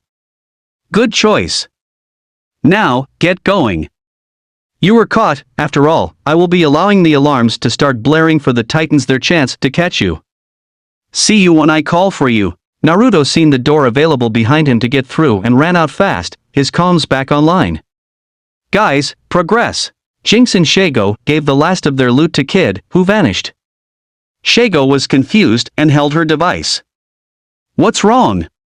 We've been calling a while, the loot is all taken, and no alarms or guards. It feels weird, it's like this was planned way too well. Blackfire came back through the portal as Kid brought her back and Gizmo gave him the last device. Blackfire huffed and called on hers. Yeah, nothing. Usually when something goes this smooth, it's more like a -BZZZT. Trap. Naruto cursed, coming up the vents. Guys, this whole building was a setup. It was a trap by Lex Luthor to get to me. I'll explain later. Kid gets the fuck back to base, and I want progress on the parts Gizmo. Gizmo blinked, knowing when his name was said by Naruto it meant be serious. All parts moved to base. Did you say LEX, as in the Lex? Naruto suddenly came from a vent in that room and huffed. Naruto looked pissed. Yeah, Luther himself of LexCorp. Out. Now. Infiltration team all to the main lobby. Stealth is not a factor, just get to extraction point. Hive. Got an eyeball? Hive had landed on his feet on the ground of the ally by Mammoth, and both he and Mammoth ran to the door, breaking the doors open. He huffed. Titans, they will be here any second, sir. Everyone met at the door and Naruto ran out first. He seen the Titans who could fly start dropping to the street. The T-car open to show Cyborg, Kid Flash appearing fact behind, and Superboy rode in from the other side of the building on a black and red bike with the shield on it. Naruto and his team stood at the entrance and looked at the Titans in front of them. Naruto took a deep breath and sighed. Tricked, but we did get our loot. I suppose I can let out my frustrations on Lex at a later date. Right now. I want to have some fucking fun and see how far my team got compared to the Titans. Wonder Girl knew the answer to this question as she glared at Naruto. KitsuneX. Give yourself up, or we will take you down by force. Kitsune shrugged and hummed playfully for all to hear. Hey, calm your tits, Wonder Bra, you know the drill. The only way you're taking me on a date is if you pay for dinner. Wonder Girl growled at her nickname given by Naruto. Naruto had been coming up with nicknames for everyone on the Titans to play around and maybe have a little fun making them angry. Wonder Girl pointed at Pandora. Titans go. Naruto grinned. Pandora, spread out.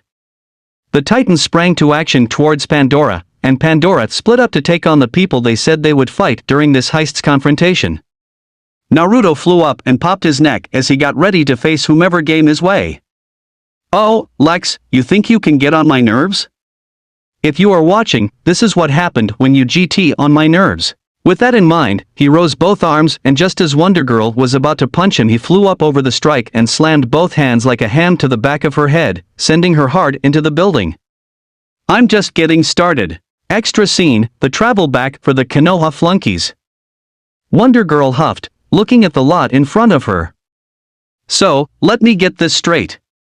X has a powerful demon inside him that creates those numerous tails that are kicking our butts, and the more tails he has, the faster and stronger he gets? Neji shrugged and sighed. Yes, we've said this already a few times. How many more times do we have to explain this? Superboy knelt next to Lee. And those girls, where would they have fled to? Lee shook his head. We do not know. The two blondes, Ino and Temari, have been unstable and not like how they used to be years ago, so we do not really know for sure what they are capable of or thinking of doing or where they are going. This is still a new world to us after all, and we only ever tried to keep searching this town for our target to capture, this X you speak of. KF groaned and rubbed his head. And that pink-haired one? What about her, anything on her? Sasuke scoffed. She's just a nothing, a loser who only just now thought of being a traitor. Like we would know what she is up to, possibly more likely to stay with the other two losers and weaklings though. Losers always stick together, the proof is right in front of me. He glared with Sharingan activated. Raven gagged him again with his own socks and slapped his sandal over his eyes with her powers. Be quiet and answer with care, you criminal. Kakashi chuckled nervously. Whilst we appreciate you not killing us, we are not truly criminals, only trying to return to our home dimension with the entire team and who we were sent after to retrieve for the home dimension. It's a simple mix-up, and we got mixed up with some nasty people, I will admit, but we ourselves are not criminals. Starfire was about to punch them again when Beast Boy and Cyborg held her back. Calm down, Star, he's being polite at least. Wonder Girl nodded. Two medics able to create scalpels with their hands, someone strong enough to crush steel, someone capable of entering mines, and another with powers over the wind who is not a medic. Kakashi nodded. And all capable of transformation into whatever they want to look like. That is all we can give you. Sorry, Wonder Girl sighed heavily. She looked to Raven. Do it. This is all they are giving us, and are no longer of any use to us being here. Let them back to where they came, they won't be any more trouble later on. Raven started her spell, chanting and meditating until suddenly a hole appeared and they all went right through it to their dimension, and Raven had pulled their ropes off to make sure they could survive back in their world. Superboy looked to Raven. "Remind me never to make you mad, I do not want to end up in another dimension." Raven smirked a bit at that.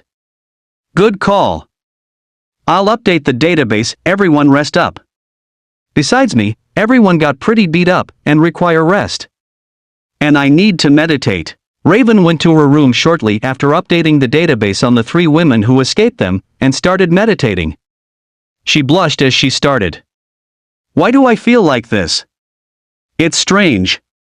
Whenever I am near that Kryptonian, I feel like his powers are complementing my own, and being near him I feel slightly complete. I don't understand." That's it for this reading. Hit like and subscribe for a free ticket pass going to the different worlds of anime fanfiction. Looking forward to having you on board again.